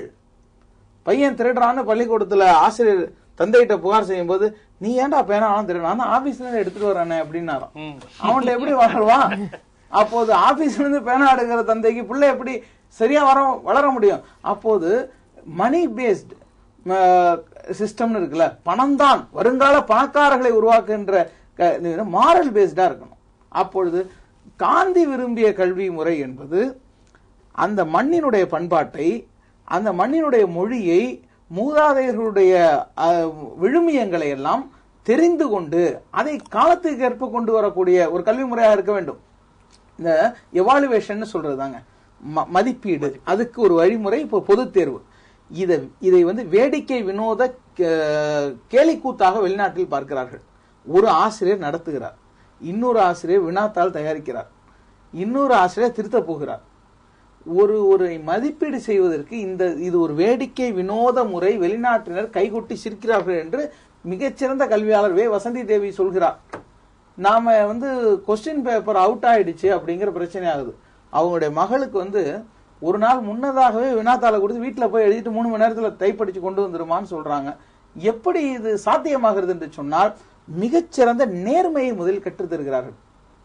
முதலில் டிசிப்ளின் இஸ் தி நாலேஜ். நான் படித்த பள்ளிக்கூடத்தில் படிக்கணும்னா ஒழுக்கமே அறிவு என்று எழுதி வைத்திருப்பார்கள் திருவாரூர் மோசஸ் பள்ளிக்கூடத்தில். இன்றைக்கு பணமே கல்வி. அது இன்றைக்கு ஏற்றத்தாழ்வை ஒழிக்க வேண்டும் என்பதற்காகத்தான் கர்ம வீரர் காமராஜர் அவர்கள் சீருடை திட்டத்தை கொண்டு வந்தார். அன்றைக்கு இருந்த தரம் எப்படி இருந்தது? காலையில கல்வி, மாலையில பள்ளிக்கூடத்திலே ஒரு சிறு தொழில், அதற்கு ஊதியம். குழந்தைகளை கல்வி ஒரு சுமை போல இல்லாமல் அவற்றை அவர்கள் இன்பமாக அனுபவித்தார்கள். இன்றைக்கு கல்வி ஒரு சுமையாகி, நெருக்கடியாகி, குழந்தையின் பெற்றோர்களுடைய கழுத்தில் மாட்டப்பட்ட சுருக்காகி, கல்வியின் பெயரால் நடக்கின்ற கொடுமைகளை பாருங்கள், நெருக்கடிகளை பாருங்கள், மன அழுத்தத்தை பாருங்கள். பிள்ளைமை என்பதை குழந்தையிடம் பிரித்து விடுகின்றோம். அதனால்தான் கவிக்கோ அப்துல் ரஹ்மான் எழுதினார், முன்னாடி குழந்தைகளே புத்தகங்களை கிழித்து விடாதீர்கள் சொல்லுவோம். புத்தகங்களே பிள்ளைகளை கிழித்து விடாதீர்கள் என்று சொல்ல சுய சிந்தனைக்கு தடை போடுகிறது. பள்ளிக்கூடம் என்பது சுய சிந்தனை தூண்ட வேண்டும். ஒரு மனிதனுக்கு பல்வேறு விதமான திறமைகளை இறைவன் தந்திருப்பான். ஒரு வகையான திறமை மனப்பாட திறமை, அதை மட்டும்தான் வெளியே கொண்டு வருவோம். வேறு எந்த திறமை இருந்தாலும் அவனை மதிக்க மாட்டான். நீ என்ன 10ஆம் வகுப்புல 285 மார்க் எடுத்துட்டு பேசுறியா அப்படின்னு அவனை மட்டம் தட்டுவோமே தவிர, இந்த நிகழ்ச்சி வாயிலாக நான் பெற்றோர்களுக்கு சொல்லிக் கொள்வது, உங்கள் பிள்ளைகள் குறைந்த மதிப்பெண் எடுத்தால் நீங்கள் தயவு செய்து பிறரோடு ஒப்பிட்டு மட்டம் தட்டாதீர்கள். பிறரோடு ஒப்பிட்டு ஒரு குழந்தையை தாழ்த்தி பேசுவதை விட கேடானது இல்லை. அது மிக மிக மோசமானது. கலீல் ஜிப்ரான் அழகாக சொல்ல, உங்கள் பிள்ளைகள் உங்கள் பிள்ளைகள் அல்ல, உங்கள் வாயிலாக வெளிப்பட்டவர்கள். அதனால தமிழ்ல பெற்றோர்னு சொல்றோம், ரிசீவர்னு வச்சிருக்கிறோம், கிவர்னு கொடுக்கல. பெற்றோர்னு தந்தோர்னு சொல்லணும்ல, குழந்தையை உலகத்திற்கு தந்தோர்னு சொல்லல. பெற்றோர் எங்க இருந்தோ பெற்றார். அப்போது இவங்க ஒரு மீடியம் தான், இவங்க ஒரு கரு. தமிழ் அப்படிப்பட்ட அருமையான மொழி, ஒவ்வொரு சொல்லுக்குள்ளும் ஞானத்தை புதைத்து வைத்த மொழி. அதை படிக்காம மட்டமாக கழுதி வேறற்ற மரங்களாக, கூடற்ற பறவைகளாக, விலாசம் தெரியாத அனாமதேயங்களாக ஒரு தலைமுறை உருவாக்குகின்ற கேந்திரிய வித்தியாலயா சிபிஎஸ்சி நீங்க எங்க கொண்டாடுறீங்க? இல்ல பிள்ளைங்களாம் சொல்லி கொடுக்கும் போது பேரண்ட்ஸ் எல்லாம் சொல்லி கொடுத்தாங்க. எந்த பிள்ளையும் பெற்றோர் எல்லாம் சொல்லி கொடுத்தா அந்த சொல்ல நான் பார்க்கவே இல்லை. பேரண்ட்ஸ் எல்லாம் ஊக்கம் கொடுத்தாங்க. ஆமா, அது ஒண்ணு இருக்குது. இப்போது பள்ளிக்கூடங்கள் என்பது குறியீடாகிவிட்டு, எங்க வீட்டு பிள்ளை எங்க படிக்கிறது தெரியுமா? இந்த பள்ளிக்கூடம். இதுதான் இந்த குறியீட்டு முறை ஒரு நோயாக. முதல்ல மருத்துவம், கல்வி, இந்த இரண்டுமே ஒரு நாட்டில் அடிப்படையாக சிறப்பாக இருக்கணும். இன்றைக்கு ரெண்டுமே வணிகமயமாயிடுச்சு, ரெண்டுமே கொள்ளையடிப்பதற்கான கருவியாகி விட்டது. உங்களிடம் கேட்பது, இந்த மதிப்பெண் கல்வி முறையினால எந்தவித ஆற்றலும் புத்தாக்க திறனும் வராது அப்படிங்கிற அந்த கூற்றை வந்து நீங்க எப்படி பாக்குறீங்க? நிச்சயமா இப்ப நீங்க சொன்னீங்க இந்த முதிர்ச்சி இருக்கிறதா, நீங்க ஒரு இன்ட்ரோடக்ஷன் கொடுத்தீங்களே, இப்போ இந்த இன்னைக்கு டாபிக்கை பத்தி ஒரு இன்ட்ரோடக்ஷன், அதுல முதிர்ச்சி இருக்கிறதா, சமுதாயம் பயன்பாடு பெற்று இருக்கிறதா, இது ரெண்டுமே தான் இன்னைக்கு நல்ல அடிப்படையில தேவை. இந்த தமிழ் ஆசிரியர்களுக்கு வந்து ஒரு வாழ்த்து. ஏன்னு கேட்டீங்கன்னா, நான் படிக்கும் போதெல்லாம் அதிகமா தமிழ்ல வந்து மதிப்பெண் எடுக்க முடியாது. ஒவ்வொரு விஷயத்துக்கும் கிள்ளி போட்டுக்கிட்டு இருந்தாங்க, பள்ளி போடுறாங்க. ஸோ அந்த வகையில தமிழ் ஆசிரியர்களுக்கு ஒரு வாழ்த்து. ஆனா அதனால வளர்ச்சி பாத்தீங்கன்னா கிடையவே கிடையாது. காலையில ட்ரெயின்ல ஒரு அது ஏன் அந்த மொழி பாடத்துல 100 போடக்கூடாதுன்னு சொல்லுவாங்க. நாங்க இருக்கும்போது பிரேக் பண்ணிட்டாங்க, மரபை உடைச்சிட்டாங்க. இல்ல அவங்க தமிழ் அப்படி கிடையாது. அந்த நம்ம தமிழுக்குன்னு சில அந்த இது இருக்கு, போட மாட்டாங்க. இல்ல கட்டுரைக்கு இல்ல, அவர்கள் கூர்மையாக கவனிப்பார்கள். ஏன்னா தமிழ் தாய்மொழி, அது எந்த வகையிலும் செத்து விடக்கூடாதுங்கிற எண்ணம் அவங்கள்ட்ட இருந்தது. நிஜமாங்க தமிழ்ல சொல்லப்படாத விஷயங்களே இல்ல. நம்ம தமிழ் பேசுறது கேவலம் நினைச்சுக்கிட்டு இருக்கோம். ரொம்ப மோசம் இல்ல. ஒரு தமிழ்நாட்டுல ஸ்டாலின் குணசேகரன் அருமையா எதுக்கு போயிட்டு வந்தாரு சிங்கப்பூர்ல, அந்த முன்னாடி அதிபர் வந்து நாதனை. அப்ப அவர் வந்து சொல்லும் போது சொல்றாரு, அந்த கொஞ்சம் தகுதியும் திறமையும் அதிகமா இருக்கிற மாதிரி ஒரு இதுல உங்களுடைய இதுக்கு வந்து வாய்ப்பு கொடுக்குற மாதிரி பாருங்க, மற்றவற்றை எல்லாம் கொஞ்சம் தள்ளி வைங்கிற மாதிரி. அப்ப தகுதிக்கும் திறமைக்கும் நம்ம இடம் கொடுக்குறோமா? நம்ம என்ன பண்றோம்? காலையில ட்ரெயின்ல போகும்போது ரிசல்ட் வந்துருச்சுன்னு சொல்லிட்டு சொல்றாங்க. இப்ப நீங்க சொன்ன மாதிரி நல்ல மார்க் எடுத்திருக்கான், அது என்ன நல்ல மார்க் எனக்கு புரியல. அப்ப கெட்ட மார்க் ஒண்ணு இருக்கா? மழை பெஞ்சா நல்ல மழை பெஞ்சுது, அப்ப கெட்ட மழை ஒண்ணு இருக்கா? அதெல்லாம் கிடையாது. அதெல்லாம் நம்மளா ஏற்படுத்திக்கிறது. ஒவ்வொரு மண்ணுக்கும் எப்படி ஒரு மனப்பக்குவம் உண்டோ அது வேறு ஒவ்வொரு மாணவனுக்கும் ஒண்ணு உண்டு. விவேகானந்தர் என்ன சொல்றாருன்னா, ஒவ்வொரு மாணவனிடத்திலும் காணப்படுகின்ற தனித்திறமையை எவர் ஒருவர் கண்டுபிடித்து அதை வெளிக்கொணர்ந்து அவனை வெற்றியாளன் ஆக்குகிறாரோ அவர் தான் சிறந்த ஆசிரியர். நீங்க சொல்ற மாதிரி 100க்கு 100 எடுக்கிறதோ 90க்கு 200 எடுக்கிறதோ அதெல்லாம் கிடையாது. இப்ப மாறி பள்ளிக்கூடங்கள்னு என்ன ஆச்சுன்னு நினைக்கிறீங்க? முதல்ல எல்லாம் நாமக்கல்னா கோழி பண்ண தானே ஞாபகம் வந்தது. எனக்கு இப்ப குஞ்சு பண்ண தான் ஞாபகம் வருது. எங்க பார்த்தாலும் பாத்தீங்கன்னா முளைக்கு முட்டைக்கு மதிப்பு இல்ல. இப்ப அந்த முட்டை எடுக்கிற ஊர்ல பாத்தீங்கன்னா எங்க பள்ளிக்கூடத்துல பசங்களை சேர்த்தீங்கன்னா 200க்கு 200 அள்ளலாம், 100க்கு 100 கிள்ளலாம் அப்படிங்கிற மாதிரி. என்னது அது கம்மியா இருந்தா மார்க் கிடையாதா? எல்லா வகையிலையும் பழச்சிக்கலாங்க. பையா சொன்ன மாதிரி காலை எழுந்தவுடன் படிப்பு, பின்பு கனிவு கொடுக்கும் நல்ல பாட்டு, மாலை முழுதும் விளையாட்டு என்று வழக்கப்படுத்திக் கொண்டு பாப்பான் நான் பாரதி. பையா சொன்ன மாதிரி பாட்டுக்கு இடம் இல்லை. அந்த கைத்தொழில் சொன்னாங்க பாத்தீங்களா, நான் பள்ளிக்கூடத்தில் படிக்கும் போது இந்த கீத்து பின்றது, கூட பின்றது அதெல்லாம் நான் மத்தியானம் கத்துக்கிட்டேன். அதாவது அது ஒரு கிராஃப்ட் பீரியட்னு ஒன்னு இருந்தது. அது மேத்ஸ் டீச்சருக்காண்டி பிசிக்ஸ் டீச்சருக்காண்டி விட்டு கொடுத்துறாங்க. இன்னொன்னு நான் ஒரு வருஷம் தாங்க படிச்சேன். இப்ப என்ன 10ஆம் வகுப்பு படிக்கிறவன் என்ன பண்றான், 9ஆம் வகுப்புல இருந்து 10ஆம் வகுப்பு படிக்கிறான், 11ஆம் வகுப்புல இருந்து 12ஆவது வகுப்பு 2 வருஷம் படிச்சு எழுது. ஆனா அரசு பள்ளி மாணவர்களுக்கு என்னுடைய வாழ்த்துக்கள், ஆசிரியர்களுக்கும். ஏன்னா அவங்க கட்டாயம் பாடத்தை நடத்தி ஆகணும். அவங்க இந்த தனியார் பள்ளிகள் தான் பண்ற அட்டகாசம். இவர் 2 வருஷம் படிச்சு எழுதுறதா அவங்க 1 வருஷம் எழுதுறான். அண்ணா யூனிவர்சிட்டியில போய் நீங்க இன்ஜினியரிங் சேர்த்தா மேத்ஸ்ல எல்லாரும் அவுட் ஆறான். அவன் எல்லாம் +2ல 200க்கு 200 மார்க் எடுத்தவன். அங்க எப்படி ஃபெயில் ஆனா? +1ல வந்திருக்கிற சப்ஜெக்ட் அவன் கேட்டிருக்கான். நீங்க தரவா படிக்கிறதாங்க சப்ஜெக்ட். இப்ப பின்லாந்து எடுத்துட்டீங்கன்னா ஒரு 40 வருஷத்துக்கு முன்னாடி அதனுடைய எஜுகேஷன் சிஸ்டம் ரொம்ப புவர். நம்ம நாட்டில் IAS எவ்வளவு மரியாதை இருக்கு, அங்க மாரி அங்க டீச்சருக்கு. நீங்க டாப் 10 அது மாதிரி நல்ல குவாலிஃபைடு ஸ்டூடெண்ட் வந்தான்னு வச்சுங்களேன், அவனை செலக்ட் பண்ணி அவனுக்கு எல்லா வகையில இன்க்ளூடிங் மிலிட்டரி ட்ரைனிங் எல்லாத்தையும் கொடுத்து அவருடைய தாய்மொழியில் பிஎட்னு ஒரு படிப்புகள் ஆசிரியல் பயிற்சி. அதுல இந்த தகுதி எல்லாம் ஆசிரியருக்கு பயிற்றுவிக்கிறது இல்ல. அதெல்லாம் ஒண்ணும் கிடையாது. இப்ப இந்த புக் இப்ப நம்ம சொன்ன புக் மாதிரி இதே மாதிரி வாங்கி எடுக்கிறதா வேற என்ன போய் இல்ல. அதுக்கு யார் காரணம்? அரசாங்கம் வந்து அடிப்படையில என்ன செய்யணுமோ, அதாவது ஒரு மாணவனுக்கு வெறும் கல்வின்னு இவங்க நினைச்சுக்கிட்டு இருக்கிறதே தப்புங்க. என்ன நினைச்சுக்கிட்டு இருக்காங்க, படிக்கணும் மார்க் எடுக்கணும், இதுதான். இந்த பள்ளிக்கூடங்கள் என்ன பண்ணுதுன்னா, எனக்கு இவ்வளவு மார்க் எடுத்தவன் ஒரு பேங்க்குக்கு அனுப்புங்க, ஒரு அமௌண்ட்டை கொடுத்து இதை போய் இன்னைக்கு ரெமிட் பண்ணிட்டு வான்னு அனுப்புங்க, எவனாவது பண்ணிட்டு வரானே. என்னவே தெரியாது பாதி பேருக்கு, எங்க எழுதுறதுனே தெரியாது. நீங்க எல்லாத்தையும் சிலபஸ்ல சொன்னாதானே அந்த மாணவனுக்கு அதை சிலபஸ்ல கொண்டு வரணும்னா அரசாங்கம். இப்போ சமச்சீர் கல்வியை பத்தி நீங்க சொன்னீங்க. அதுல ஒரு சில என்ன சொல்லணும்னா, முத்துக்குமரன் ஐயா வந்து ஒரு அறிவியல் ஒளின்னு ஒரு பத்திரிகையினுடைய ஆண்டு விழா நடந்தது. அவருக்கு வந்து சென்ட்ரல் கவர்மெண்ட்ல ஒரு விருது ஒன்று கொடுத்தாங்க, அதை வாங்கினதுனால. அப்ப போயிருந்தப்ப சமச்சீர் கல்வியை பத்தி நீங்க தவறா புரிஞ்சுக்கிட்டு இருக்கீங்க ராமசுப்ரமணியம். என்ன சார் அப்படின்னு. இல்ல அதுல இருக்கிற முழுமையாக பின்பற்றப்படவில்லை அப்படின்னு சொல்லிட்டு ஒரு இது எனக்கு கொடுத்து அனுப்பிச்சார். எனக்கு அனுப்பிச்சார், குரியர்ல அனுப்பிச்சு நான் எல்லாத்தையும் பப்ளிஷ் பண்ணேன். நம்ம பண்ண ஒரு தவறு என்னன்னு கேட்டீங்கன்னா, புத்தக வாயிலாக இருக்கின்ற சமச்சீர் கல்வி மட்டுமே எடுத்துக்கொள்ளப்பட்டதே தவிர அதை தவிர சொல்லப்பட்ட விஷயங்கள் எதுவும் எடுத்துக்கொள்ளப்படவில்லை. இது சமச்சீர் கல்வியினுடைய தவறு அல்ல. எடுத்துக்கொண்ட அவர் சொன்னார் பாத்தீங்களா, அரசியல் அது மாதிரி எடுத்துக்கொண்டவர்களோட தயவு. இங்கிலாந்துல என்னன்னு பாத்தீங்கன்னா, ஒரு காலேஜ் ஸ்கூல் இதெல்லாம் சிலபஸ் இருந்ததுன்னா ஒரு பிரைவேட் இவங்கள்ட்ட கொடுத்துருவாங்க சார். இவங்களோட இன்டர்ஃபரன்ஸா இருக்காது. அவங்க அந்த கண்ட்ரிக்கு என்ன தேவையோ அதை எல்லாரும் டிஸ்கஸ் பண்ணி இதுதான் ஃப்ரேம் பண்ணி கொடுப்பாங்க. கவர்மெண்ட்ல இருக்கிறவங்களோட வேலை என்ன தெரியுங்களா, ஜஸ்ட் அப்ரூவ் பண்றதுதான், மத்தபடி எல்லாம் கிடையாது. ஆனா நமக்கு நம்ம தான் எல்லாம் நினைச்சிட்டு பண்ணிட்டு இருக்கோம். முதல்ல மொழி, தமிழ் மொழி படிக்காம எவனும் டிகிரி வாங்க முடியாதுன்னு பண்ணுங்க. புரியுதா? தமிழ்ல சொல்லப்படாத விஷயங்களே இல்லைங்கிறத உனக்கு உணர்த்துங்க. முதல்ல நம்ம பெருமையானவன் தெரிஞ்சாதாங்க நம்ம பசங்க படிப்பாங்க. நம்ம என்ன நினைச்சுக்கிட்டோம், ஐயா சொன்னா இல்லையா, நம்ம குழந்தைய கொண்டு போய் எந்த ஸ்கூல்ல படிக்கிறோமோ அதுக்கு தகுந்த மாதிரி நம்ம ஸ்டேட்டஸ். ஆமா, என்ன ஸ்டேட்டஸ்? உன் தாய்மொழியை மறந்துட்டு நீ ஆங்கிலம் பேசுறது பெரிய ஸ்டேட்டஸா? ஆங்கிலத்தை பொழப்புக்கு வேணா வச்சுக்கோ. உனக்கு நல்ல அழகான வாழ்க்கை வேணும், அமைதியான வாழ்க்கை வேணும்னா உனக்கு தமிழ் தான் தரும். சம்பாதிச்சு கொடுக்கும், ஆங்கிலம் சம்பாத்தியத்தை கொடுக்கும். அதையும் தாண்டி பல விஷயங்கள் தமிழ்ல இருக்கு. ஆங்கிலம் சம்பாத்தியத்தை கொடுக்கும், அது போதும்.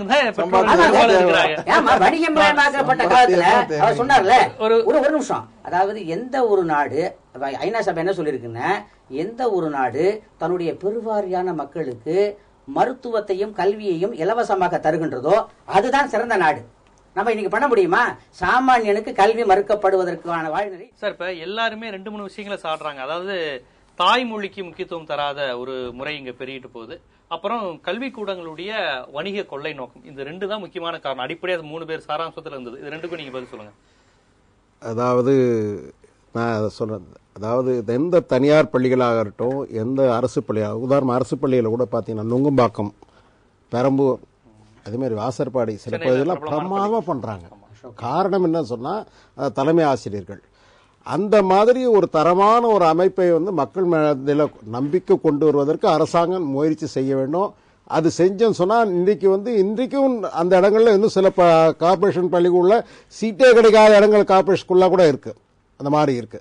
ஆனா தொடர்ந்து இது என்ன ஆச்சுன்னா, எல்லா ஊடகங்களும் சேர்ந்து ஏன்னோ தனியார் பள்ளிகளெல்லாம் இன்னும் கொள்ளடிக்கிற மாதிரியும், அரசு பள்ளிகளை சரி செய்யாத மாதிரி ஏதோ ஒரு விரோத போக்கும் ஒரு பகை உணர்வு புகட்டுவதற்காக நீங்க நிகழ்ச்சி நடத்துற மாதிரி இருக்கு. என்னை பொறுத்த வரைக்கும் எல்லாருடைய பங்கு இருக்கு, எல்லாருடைய பொறுப்பு உணர்ச்சி இருக்கு.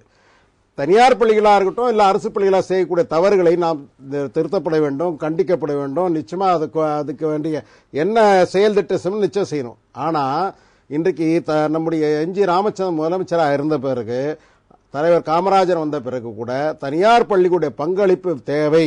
குறிப்பாக தமிழ்நாட்டுடைய வந்தாச்சு, எல்லாம் வந்தாச்சு. அதன் பிறகு அதிகப்படுத்தியது என்ஜி ராமச்சந்திரன் அவர்கள். பக்தவத்சலம் காலத்துல மெட்ரிக் வந்துச்சு, ஆனா ரொம்ப குறைவா தான் வந்திருக்கு. காமராஜர் இது 67 காமராஜர் காலத்துல கிடையாது. தனியார் பள்ளிகள் முன்னாடி தனியார் பள்ளிகள், தனியார் பள்ளிகள் உதாரணமா தனியார் அரசு காலத்துல முழு வீச்சுல அது பெரிய அளவுல வளர்ந்தது. காரணம் என்ன? இன்றைக்கு ஒரு உதாரணமா நிதி நிலைமை ஒரு பள்ளிக்கூடம் உருவாக்குவதற்கு இன்றைக்கு உதாரணம் மயிலாப்பூர்ல ஒரு நர்சரி ஸ்கூல் அரசாங்க பள்ளிக்கூடம் மூடுறாங்க. நிறைய அரசாங்க பள்ளி பிரைமரி ஸ்கூல் மூடப்படுறாங்க. இத்தனைக்கு கிரவுண்ட் இருக்கு, நிலம் இருக்கு, கட்டடம் இருக்கு, சரியான முறையில் நிர்வாகவில்லாத மூடக்கூடிய ஒரு சூழ்நிலை. ஆனா தனியார் பள்ளிகளுடைய பங்களிப்பினால பெற்றோருடைய அந்த அதிகமான எதிர்பார்ப்பு.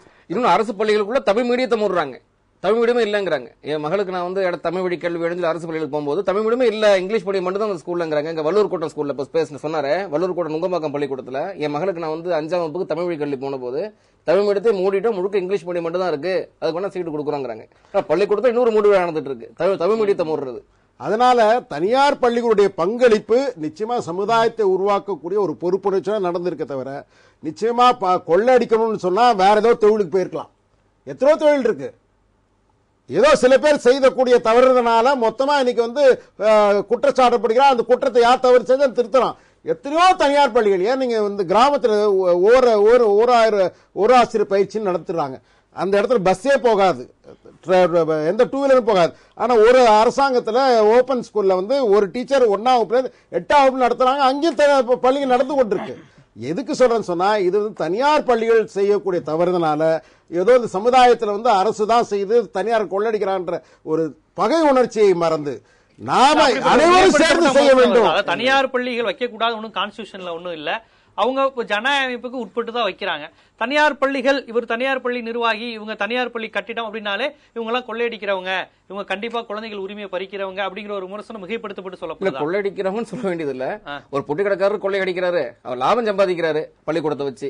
இவர் கல்வி ஒரு துறை மறுப்பு வணிகம் ஒருத்தர் பண்றாரு, ஐஸ்கிரீம் வணிகம் ஒருத்தர் பண்றாரு, ஒருத்தர் கல்வி வணிகம் செய்யறாரு. கல்வி வணிகர்னு சொல்லலாம், கொள்ளையடிக்கிறவங்க சொல்ல வேண்டியது இல்லை. ஆனா இந்த கல்வி வணிகம் செய்வதற்கு அரசு அனுமதி கொடுத்து சரியா தவறான்னு சொல்லி நம்ம பேசலாம். அதாவது இப்ப நீங்க சொன்ன மாதிரி ஒரு காலத்துல வந்து மருத்துவமே கூட காசு வாங்குறது தவறு, கல்விக்கு காசு வாங்குறது தவறு. கல்வியும் மருத்துவமும் வணிகமாகிவிட்டது தேவைங்கிறீங்க, காலத்தின் தேவைங்கிறீங்க. தேவை மட்டுமல்ல, அது மாதிரி உருவாக்கப்பட்டது. ஒரு காலத்து சேவையா இருந்த இரண்டு ஒரு துறையும் காலாகாலமாக இருந்த துறையும் இன்றைக்கு வந்து குறிப்பா பிரிட்டிஷ் நம்ம ஆங்கிலேயர் ஆட்சி பிறகு தனியார் அவசியம் தேவை வந்த பிறகு இப்ப தனியார் இப்ப அரசு கூட உதாரணம் ஒரு உருவாக்கம் அதுக்கு நிதி தேவை. தனியார் வந்து அவனுக்கு ஒரு நிதி தேவை இருக்கு, இன்வெஸ்ட் பண்ணி கல்வி தரம் நேரடி வாழ்வியல் முறையிலிருந்து விலகி போனதுக்கு அவர் சொன்ன மாதிரி பேங்க் செலான நிரப்ப முடியாத அளவுக்கு ஒரு ஃபர்ஸ்ட் கிளாஸ் மாணவன் இருக்கின்ற இந்த சூழலுக்கும் இந்த தனியார் கல்வி வணிகமானதுக்கும் தொடர்பு இருக்கா இல்லையா? நிச்சயமா கிடையாதுங்க. அதாவது ஒரு பிராக்டிகல் நாலேஜ் இல்லாதனால அது முறைதான தவிர சொல்லிக் கொடுக்கக்கூடிய முறைதான் சரியான தவிர மாணவ மேல குறை இல்ல, நிர்வாகத்து மேல துறை இல்ல, தனியார் பள்ளி மேல துறை இல்ல. இதற்கு சொல்லிக் கொடுக்கக்கூடிய முறையும் வங்கியில் எப்படி பயன்படுத்த வேண்டும் என்பதை ஒரு 17 வயதில்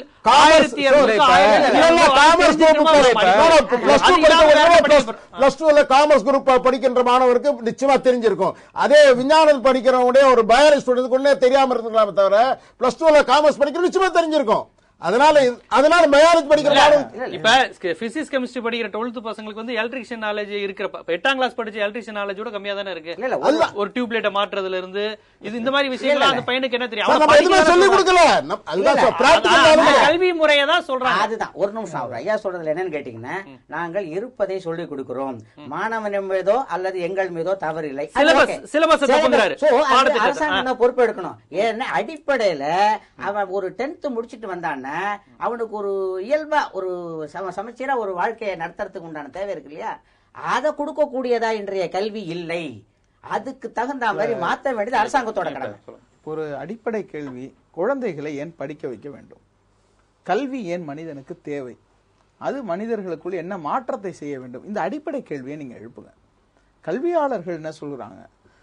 கல்வி மனிதனுக்கு தேவை, ஏனென்றால் அது அவனை உயரச் செய்கின்றது. அதாவது சமத்துவ சமுதாயத்தை உருவாக்க, மனித நேயத்தை வளர்க்க, விமர்சன பார்வை உடையவனாக கேள்வி கேட்பவராக ஒருவரை உருவாக்க கல்வி தேவையாக இருக்கிறது.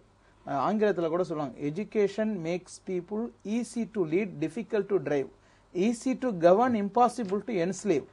கல்வி என்பது ஒருவனை ஆளுமை மிகுந்தவனாக ஆக்கும், அடிமையாக மாறாமல் தடுக்கும், அவனுக்கு வல்லமையை தரும், விரட்டிவிட முடியாதவனாக ஆக்கும். இதற்கெல்லாம் கல்வி தேவை. நாம கொடுக்கிற கல்வி அதை நிறைவேற்றக்கூடியதாக இருக்கிறதா? ஒரு அடிப்படை கேள்வி. நாம தரக்கூடிய கல்வி அவனுக்கு மனிதநேயத்தை வளர்க்கிறதா? அண்மையில் ஒரு விவாதத்தில் ஞானி சொன்னார், குழந்தைகள்லாம் அப்படி போயிட்டு இருக்கும்போது ஒரு விபத்து நடக்குது, சூப்பர் ஆக்சிடென்ட்னு கைது பிள்ளைகள். வன்மம், குழந்தைகள் பார்க்கக்கூடிய நிகழ்ச்சிகளை பாருங்க, உங்க தொலைக்காட்சியில் இந்த மாதிரி விவாதத்திலேயே கூட வன்மம் வளர்ந்துருது பல பேர் போடுற சத்தத்தில். அப்போது குழந்தைகளுக்கு நேச்சர் அண்ட் நர்ச்சர் ரெண்டு இருக்குது. இயற்கையான குணம், ஊட்டப்படுகின்ற விதம், செய்திகள், இது இரண்டும் ஒரு தலைமுறையை உருவாக்கக்கூடியது. சொன்னாங்க, தனியார் பள்ளி மீது பகைமையெல்லாம் ஒன்றும் கிடையாது. ஆனால் நீங்க தனியார் பள்ளியா அரசு பள்ளியா என்பதை விட அது எத்தகைய கல்வியை தருகின்றது. உதாரணத்துக்கு இந்தியாவின் மிக உயர்ந்த பதவிகளை வைத்தவர் கண்ணியமிகு காயிதே-மில்லத், அரசியல் நிர்ணய சபை உறுப்பினராக இருந்தார். ஸோ தேர்தலுக்கே பிரச்சாரமே செய்யாம தொகுதிக்கே போகாம 3 முறை வெற்றி பெற்றவர். அவர் தன் பேர பிள்ளைகளை குரோம்பேட்டையில இருந்த சர்வோதயா பள்ளியில போய் சேர்த்து விடுகிறார். யாரெல்லாம் ஆசிரியர்னா, மறைந்த மாபெரும் எழுத்தாளர் சோலையினுடைய மனைவி அங்க ஆசிரியர், மரியாதைக்குரிய நாகலட்சுமி அம்மையார், பத்திரிகையாளர் சோலையருடைய மனைவி அங்க ஆசிரியர், மரியாதைக்குரிய நாகலட்சுமி அம்மையார் 92 வயது இப்போதும் இருக்கிறாங்க. வார்தாவில் காந்தியடிகளின் ஆசிரமத்தில் இருந்து பயின்று வந்தவர்கள். அண்மையில எங்க கல்லூரியில கூப்பிட்டு ஒரு விழாவில் அவர்களை கௌரவித்தோம். அங்க என்ன சொல்லப்பட்டுச்சுன்னா, தினம் பிள்ளைகள் வீட்டுல சர்வோதயா பானை கொடுத்துருவாங்களாம். வீட்டுல ஒரு பிடி அரிசி அதுல போட்டு வைக்கணும். அப்படி எல்லா பிள்ளைகளும் ஒவ்வொரு பிடி அரிசியை போட்டு பள்ளிக்கு கொண்டு வந்து அதை ஏழைகளுக்கு கொடுக்கறது. அந்த பாத்திரம் நிரம்பணுங்கிறதுக்கு அடிக்கடி அள்ளியெல்லாம் போட்டுருவோம்னு சொல்லி எங்களுடைய கல்லூரி தலா தாவூத் மியா கான் விழாவில் சொன்னார். அப்போது குழந்தைகள் பிறருக்கு கொடுக்க வேண்டும்ங்கிற எண்ணம். அடுத்தது கூட்டி பெருக்கிறது, சுத்தப்படுத்துறது, பள்ளிக்கூடத்தை சிறப்பாக வைத்துக்கிறது, அதெல்லாம் அந்த பிள்ளைகள் செய்யும் பொழுது அந்த உழைப்பு சில நேரத்தில் தோட்ட வேலையெல்லாம் பிள்ளைகளுக்கு வருத்தம் கொடுத்துரும். சொல்லும்போது காகிதம் எழுதி சொல்லுவாங்க, இல்லை அது முடிஞ்ச அளவு செய்யுங்க, அது உங்களுக்கு பிற்காலத்தில் உதவும்னு. இப்போது வைரமுத்து ஒரு கவிதை எழுதினார், மண்வெட்டி பிடிக்கின்ற வலிமையை கூட மனப்பாட கரையான் அரித்து விட்டதே, மூளையில் விதையை போல தூவ வேண்டிய கல்வி ஒரு சம்மட்டியை போல அடித்து இறக்கப்படுகின்றதே என்றெல்லாம் வருத்தப்பட்டு கல்வி முறை பற்றி ஒரு கவிதை எழுதி, புத்தகச் சுமை பொறுக்காமலேயே பல பெண்கள் எங்கள் ஊரில் பூப்பெய்தி விட்டார்கள் அப்படிலாம் எழுதியிருப்பார். அப்பொழுது விரோதமாக சொல்லப்படுகிறது. நம்ம கேட்கிற கேள்வி, இன்னைக்கு மதிப்பெண்கள் வருது பாத்தீங்களா, அதிகமா பெண்கள் மதிப்பெண் தான் வருது. அது கூட இந்த முகநூல்ல எழுதினார், பெண்களுடைய தாளை திருத்துறவங்க எல்லாம் குமாரசாமி, நீதிபதி குமாரசாமி போலவும், ஆண்களுடைய பேப்பரை திருத்துறவங்க எல்லாம் டி குன்ஹா போலவும் திருத்துறாங்க அப்படின்னு ஒரு செய்தியை போட்டிருந்தாங்க. ஆக இந்த அளவுக்கு ஒரு கெடுபிடி இருக்குது மதிப்பெண்ணா குழந்தை. அப்போது சமீபத்தில் வஜிதா பேகமோ யாரோ ஒருத்தவங்க 12ஆம் வகுப்பு தேர்வு முடிவு வெளிவரதுக்கு முதல் நாள் இந்து பத்திரிகையில் ஒரு கட்டுரை, ஒரு ஆராய்ச்சி கட்டுரை வந்தது. இயற்கையான அமைப்பே, மூளை அமைப்பே பெண்களுக்கு சாதகமா இந்த கல்வி முறை இருக்குது, அவங்க இயற்கையா உள்வாங்கி கொள்ள முடிகிறது, அலைபாய்தல் இல்லை. நீங்க பாருங்க, ஆண்களுக்கு மதிப்பெண் அவங்க கேட்டா பேர்லயே மதிப்பெண்ணுன்னு இருக்குல்ல சார், அதான் அவங்க எடுக்கிறாங்க. காலங்காலமா அடக்கி வச்சுட்டோம் பெண்களை, இப்பயாவது எடுக்கட்டும் அப்படின்னு பசங்கள்ட்ட இருக்குது. இது கிரியேட்டிவிட்டி, மாணவர்கள்ட்ட கிரியேட்டிவிட்டி. ஆனால் பெண்கள் இவ்வளவு மதிப்பெண் எடுத்தா, நீங்க ஒரு சின்ன ஒரு உதாரணம், மேரி கியூரியை விட்டுருங்க, இந்த உலகத்தினுடைய மிகப்பெரிய கண்டுபிடிப்புகளை எல்லாம் ஆண்கள் நிகழ்த்தி இருக்கிறாங்க. எங்க தமிழாசிரியர் கூட இவெல்லாம் ஏன்னா ஐன்ஸ்டீன் பொய்யான மருத்துவ சான்றிதழை கொடுத்து பள்ளிக்கூடத்தை விட்டு ஓடினவர். தாமஸ் ஆல்வா எடிசனுக்கு அறிவுங்கிறது தலையில ஏறவே ஏறாதுன்னு சொல்லி தூக்கி வீசப்பட்டவர். இவர்கள் கண்டுபிடித்ததுதான் உலகம் முழுவதும் ஒளிந்து கொண்டிருக்கிறது. நாம உட்கார்ந்து இந்த சாதனங்களை பயன்படுத்துகிறோம். அப்போது ஆக்கத்திறன் என்கின்ற கிரியேட்டிவிட்டியை வளர்ப்பதற்கான முறைகளை நம்முடைய கல்வி முறையில எவ்வளவு வச்சிருக்கிறோம். நீங்க தனியார் பள்ளி சொன்னோம்னா கோபமா சொன்னாங்க. தனியார் பள்ளிகள் தங்களை மனச்சான்றோடு தங்களுடைய சுய பரிசோதனை செய்து கொள்ளட்டும். இவர்கள் செய்வதெல்லாம் சரிதானான்னு சுய பரிசோதனை சொல்லிக்கொள்ளும். ஒரு விவாதம் வைத்தால் நான் அடுக்கடுக்காக ஆதாரத்தை தூக்கி போடுவேன். எப்படி இந்த இளைய தலைமுறை சீரழிக்கப்படுகின்றது. நாங்க தனியார் பள்ளியில படிச்சிருக்கிறோம், ஆனால் அது லாப நோக்கத்தில் நடத்தப்பட்டவை அல்ல. சர்வோதயா பள்ளிகள் லாப நோக்கத்தில் நடத்தப்பட்டவை அல்ல. ஆனால் இன்றைக்கு பள்ளிக்கூடங்களை தொடங்க ஆசைப்படுபவர்கள், கல்லூரிகளை தொடங்க ஆசைப்படக்கூடியவர்கள் எதற்காக தொடங்க ஆசைப்படுகிறார்கள்? அது ஒரு பனங்காய்ச்சி மரமாக இருக்கின்றது என்பது அல்லவா? பள்ளிக்கூடங்கள் என்பது பனங்காய்ச்சி மரம் என்று சொன்னால், பிள்ளைகள் பண்பான தலைமுறையாக விழுவதை விட பந்தய குதிரைகளை போல நடத்தப்படுகிறார்களே. நள்ளிரவு 2 மணிக்கு படிக்க வைக்கிறது, 12 மணிக்கு படிக்க, ஐயா சொன்னார் இல்லையா நாமக்கல் பண்ணை, அதனுடைய விளைவையும் சொன்னாங்க. அப்பொழுது வாழ்க்கையில ஒரு சின்ன தோல்வியை, ஒரு நுழைவுத் தேர்வுல வரக்கூடிய தோல்வியை சகிக்க முடியாம தற்கொலை பண்ணக்கூடிய தலைமுறையை உருவாக்கி வச்சுட்டு நாங்க கல்வி விழுக்காடு, இந்தியாவிலே தமிழ்நாட்டில் கல்வி விழுக்காடு அதிகமா இருக்குது, தேசிய சராசரியை விட அதிகமாக விட்டோம் என்று சொல்கிறோமே, இது உள்ளீடற்ற ஒரு பொருளை வைத்துக் கொண்டு கொண்டாடுகிறோமே, இது நமக்கு வெற்றியை தருமா? நீங்க ரஷ்யாவில் போனா இங்க நம்ம சம்மர் வெக்கேஷன் விடுற மாதிரி அவன் அறுவடை காலத்துல விடுமுறை விடுகிறார்கள். விவசாய வேலையோடு பிள்ளைகள் பிணைந்திருக்கிறார்கள். அவர்களுக்கு உடல் உரம், மனதில் பலம் ரெண்டையும் வளர்க்கிறார்கள். நம்ம பிள்ளைகளுக்கு பாருங்களேன், அது பாப்பா ஓடி விளையாடு பாப்பான்னு சொன்னோம். இப்போ உட்கார்ந்தே பாப்பாக்கெல்லாம் விளையாண்டு அது பாப்பாக்கள் பீப்பாக்கள் போல ஆகிவிடுகின்றது. அப்பொழுது அதுக்கு தரக்கூடிய உணவு முறை, கல்வி முறை எல்லாமே நம் மண்ணுக்கு எதிரானதாக. சின்ன உதாரணம் பாருங்களேன், குழந்தையை கொண்டு போய் மழலை பள்ளியில சேர்க்கிறோம். இது என்ன நாடு? அவர் கல்ச்சர் இஸ் அக்ரிகல்ச்சர். நம்மளுடைய பாடம், நம்முடைய பண்பாடு விவசாயம் சார்ந்தது. ரெயின் ரெயின் கோ அவேன்னு பாடுது. இது இங்கிலாந்துல பாடின பாட்டு. நீங்க ஆங்கில கல்வி முறையை பற்றி விமர்சிச்சாங்க. நான் ஒன்றை ஒத்துக்கொள்வேன், அனைவருக்கும் கல்வி கிடைப்பதற்கு ஆங்கிலேயன் தான் காரணமா இருந்தான். அது மனுதர்ம சாஸ்திரமோ அல்லது சூத்திரன் படித்தால் காதில் ஈயத்தை காய்ச்சி ஊற்று என்ற கொடுமையெல்லாம் உடைச்சிட்டு விடுதலை தந்தவன் ஆங்கிலேயன். ஆனால் அவனுக்கு தேவை கிளர்க்கு, அதனால மெக்காலே கல்வி முறையை தந்தான். விடுதலை அடைந்த இந்தியா அதை ஏன் தலையில் சுமக்க வேண்டும்? இன்றைக்கு எத்தனையோ பேர் புதிய கல்வியாக இந்திய நாடு புதிய புரட்சியாளர்களை தரவில்லையா? குழந்தைகளுக்கு போதிப்பதற்கு எத்தனை திறன்கள் இருக்கின்றன. இப்போ சொன்னாங்க எல்லாமே டாக்டராகவும் இன்ஜினியராகவும் ஆகிட்டே போனா இந்த நாட்டில் வேற யார் தான் இருக்கிறது? குழந்தைகள் பிரச்சனை. ஒருவர் கேட்கிறாரு 8ஆம் வகுப்புல இருந்தே IIT ட்ரைனிங்கோட உள்ள பள்ளிக்கூடம் இருக்குதான் 2 நாளா என்ன அரிச்சுக்கிட்டு இருக்கிறாரு தொலைபேசியில. அப்போ IIT-ல இன்னும் 8ஆம் வகுப்புல இருந்தே பயிற்சி கொடுக்கணும், அதாவது கும்பகோணத்தில் கோலம் போடுவதற்கு கோடம்பாக்கத்திலிருந்து குனிந்து கொண்டு போக வேண்டும் என்று ஆசைப்படக்கூடிய அந்த பையனுக்கு சமூகம், வீடு, தெரு, வெளி, சினிமா எதுவுமே எதுவும் கிடையாது. அவனுக்கு படிப்பு படிப்பு படிப்பு ஆட்டுமன்ற படிப்பு. ஆக அவனால் ஒரு சிறு தோல்வியை சகிக்க முடியவில்லை, அன்பு காட்ட தெரியவில்லை, சக மனிதருடைய துன்பங்களை அவருக்கு மட்டும் இல்லாம 4 பேருக்கு உதவி செய்யணும், ஒரு வயசானவருக்கு உதவி செய்யணும். ரோட்ல அங்க ஒரு சாதி சண்டை நடக்குது, மொழி சண்டை நடக்குது, 20 பேர் அங்க ஆந்திரால செத்து தெரியாது. நம்ம படித்த பிள்ளை, இன்னும் சொல்ல போனா நடுத்தர வர்க்கம் அடித்தட்டு வர்க்கத்திலிருந்து வர பிள்ளைகள்கிட்ட போய் காவிரி பிரச்சனை என்றால் என்ன, பாலஸ்தீன பிரச்சனை என்றால் என்னன்னு சும்மா ஒரு 4 முக்கியமான முல்லை பெரியாறு பிரச்சனை என்றால் என்னன்னு கேட்டா நம்ம பிள்ளைகளுக்கு தெரியாது. சமூக நீதி என்றால் என்னன்னு தெரியாது. தெரியாது. அதாவது ஆசிரியராகப்பட்டவர் குழந்தைகளுக்கு பல்வேறு துறை அறிவை வளர்க்க வேண்டும். சரிவிகித உணவுன்னு சொல்றோம்ல, சரிவிகித அறிவு தேவை. இல்ல இதான் ஜாகிதா பேகம் சொல்லியிருந்தாங்க. இதான் நீங்க சொன்னீங்க இல்லையா, ஜாகிதா பேகம் அது காந்தி கிராம பல்கலைக்கழகத்துல இருக்க ரொம்ப அழகா கொடுத்திருந்தாங்க. ரொம்ப அந்த உணவு பழக்க வழக்கத்துல இருந்து எப்படி நம்ம குழந்தைங்க மாறி இருக்காங்க, அதுல அவங்களோட ஹெல்த் மாத்திரம் இல்ல, பின்னாடி வரக்கூட ஜெனரேஷனோட ஹெல்த் என்ன. அந்த பெண் நல்லா இருந்தா தான் பின்னாடி வரக்கூட வாரிசை அழகா சுமக்க முடியும். அந்த குழந்தைக்கு அது தேவை. பாப்பா பீப்பா மாதிரி ஆச்சுன்னாரு இல்லையா, அது மாதிரி அந்த டப்பாக்குள்ள இருக்கிறதெல்லாம் திங்க கூடாது அப்படிங்கிற மாதிரி. பட் யாரும் அதை பெருசா எடுத்துக்கிறது இல்லை. எது அதாவது நீதியை போதிச்சாதாங்க அதை வளரும், நீதி போதனைங்கிறதே கிடையாது. ஒண்ணு இப்ப ஆர்ட்ஸ் அண்ட் ஹியூமானிட்டிஸ் இருக்காங்கல்ல, அதெல்லாம் புறந்தள்ளி விட்டு எந்த மருத்துவக் கல்லூரியிலாவது அல்லது பொறியியல் கல்லூரியிலாவது இது போன்ற விழுமியங்களை சொல்லிக் கொடுக்கக்கூடிய பாடங்கள் இருக்கா, தூக்கி ஓரமா தள்ளிட்டாங்க. அப்போது திருவள்ளுவர் தேவையில்லை பொறியியலுக்குங்கிறான்.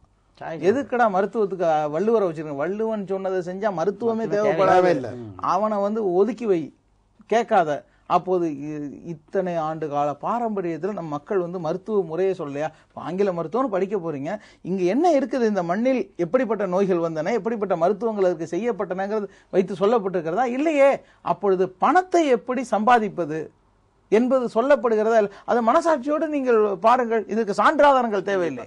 மோகன் சார், நான் உங்கள்கிட்ட வைக்கிறது இந்த கல்வி திட்டம் அப்படிங்கிறது உண்மையில் யதார்த்தத்துக்கு விட இவங்களுக்கு தேவையில்லாத ஒரு சந்தையாக்குதுங்கிறத நீங்க உட்பட எல்லாருமே சொன்னீங்க.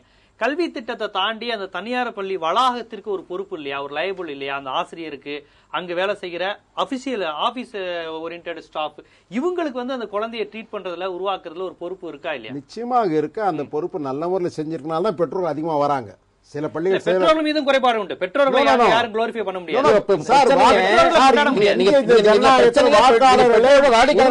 பெற்றோர்கள் வாக்காளர் தான். அது மாதிரி பள்ளிக்கூடத்தை பொறுத்த வரைக்கும் பெற்றோர்கள் தான் ஜட்ஜஸ், ஆசிரியர்கள் கூட கிடையாது, கல்வியாளர். ஆனா இவர் சொன்ன மாதிரி கல்வியாளர்கள் சரியான முறையில் உருவாக்கப்பட்டு கல்வியாளர்கள் சரியான முறையில் சிந்தனை செய்து பெற்றோர் எப்படி சொன்னா நாட்டுக்கிட்ட அவங்களே தேவையான ஊசி எடுத்து போட்டுக்குவாங்களா? பெற்றோருக்கு கல்வி பத்தி என்ன தெரியும்? ஆசிரியர்களுக்கு கல்வி பத்தி கொடுப்பாங்க. பெற்றோர்களுக்கு எந்த கல்வி நிறுவனம் நல்லா செய்து பெற்றோர்கள் ஆசிரியர்களை அடிமைகளை போல நடத்தினா அவர்கள்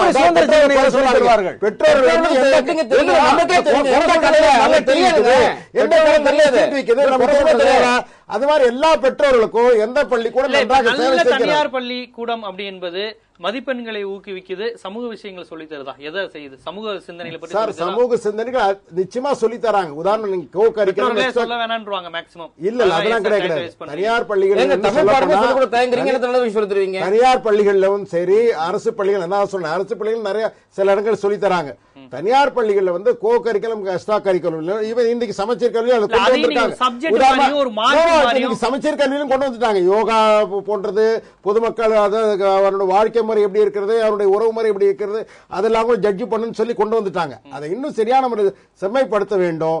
இன்னும் சரியான முறையில் அதை இம்ப்ளிமெண்டேஷன் சொல்றாங்க இல்லையா, இது ஏதோ ஏட்ல மட்டும் இல்லாம அதை செயல்படுத்த கொண்டு வருவதற்கு நிச்சயமா செயல்படுத்தணும். அது தனியார் பள்ளிகள் மிக சிறப்பா செய்யறாங்க. இல்லன்னா பெட்ரோல் எப்படி வர முடியும்? இவர் சொல்றாரு இல்லையா, அதாவது காசு வாங்கறதுக்கு சில பேர் கொள்ளடிக்கிறதுன்னு சொன்னா அது நிச்சயமா தவிர்க்கப்படணும். ஆனா எத்தனோ கிராமங்கள்ல இன்னைக்கு ஒரு சில நாமக்கல் மட்டும் இல்ல, இன்னைக்கு கன்னியாகுமரி முதற்கொண்டு எல்லா கிராமங்களும் நல்ல பள்ளிக்கூடம் வந்தாச்சு. நல்ல பள்ளிகள் சொல்லல, எதிர்மறை விமர்சனம் தான். இல்ல அதாவது எந்த அளவுக்கு இன்னைக்கு ஏன் இவ்வளவு பேர் ஃபர்ஸ்ட் மார்க் வாங்கியிருக்காங்க சொல்றேன். மாணவர்களை நல்ல முறையில உருவாக்கக்கூடிய எண்ணிக்கை அன்னைக்கு வந்து பள்ளிக்கூடம் குறைவா இருந்தது. அரசு ஜனத்தொகைக்கு ஏற்ற போல பள்ளிக்கூடங்கள் இல்ல, அதிகமான பள்ளிகள் தனியார் பள்ளிகள். அதற்கு வழிவகுத்தார் எம்.ஜி. ராமச்சந்திரன் அவர்கள். அதனால நீங்க இந்த அளவுக்கு கல்வித்தரம் தமிழ்நாடு துணை கொண்டுறீங்க. எம்ஜிஆர் சொன்ன அப்படி இல்ல பண்ணிக்கிறோம். அந்த சிவத்தாவை எடுத்த முடிவு, அவர் எடுத்த முடிவு சொல்றேன். எப்படி அவர் சொன்ன மாதிரி காமராஜர் அவர்கள் எந்த அளவுக்கு எல்லா கிராமங்கள்ல வந்து கொண்டு வரணும் அரசு பள்ளியை கொண்டு வந்தாரோ, தனியாருடைய பங்களிப்பு இல்லாம தமிழ்நாடு கல்வித்தரம் முடியாதுன்ற ஒரு ஆராய்ச்சி பண்ண பிறகுதான் அது எல்லாரும் கொடுத்தாங்க. இல்லன்னா வந்து இந்த அளவுக்கு நம்ம கல்வித்தரம் வந்திருக்காது. அதாவது விபத்து நடப்பதற்கெல்லாம் சாலை போட்டவர் தான் காரணம்னு சொல்லக்கூடாது. அந்த விதிகள் இருக்கு, கட்டுப்பாடு அரசு கட்டுப்படுத்த வேண்டும். கட்டுப்படுத்தும் பொறுப்பு அரசிடம் இருக்கிறது. நீங்கள் அரசை எப்படி கட்டுப்படுத்துவது என்பது கற்றுக்கொள்கிறீர்கள். அரசு நிறுவனங்களை கட்டுப்படுத்த வேண்டும். அரசாங்கத்தை எப்படி கட்டுப்படுத்த முடியும் என்று நிறுவனங்களுக்கு தெரிந்திருக்கின்றது. ஆக கிடையாது, இது நடத்துறதே அரசியல்வாதி தாங்க நடத்துறாங்க.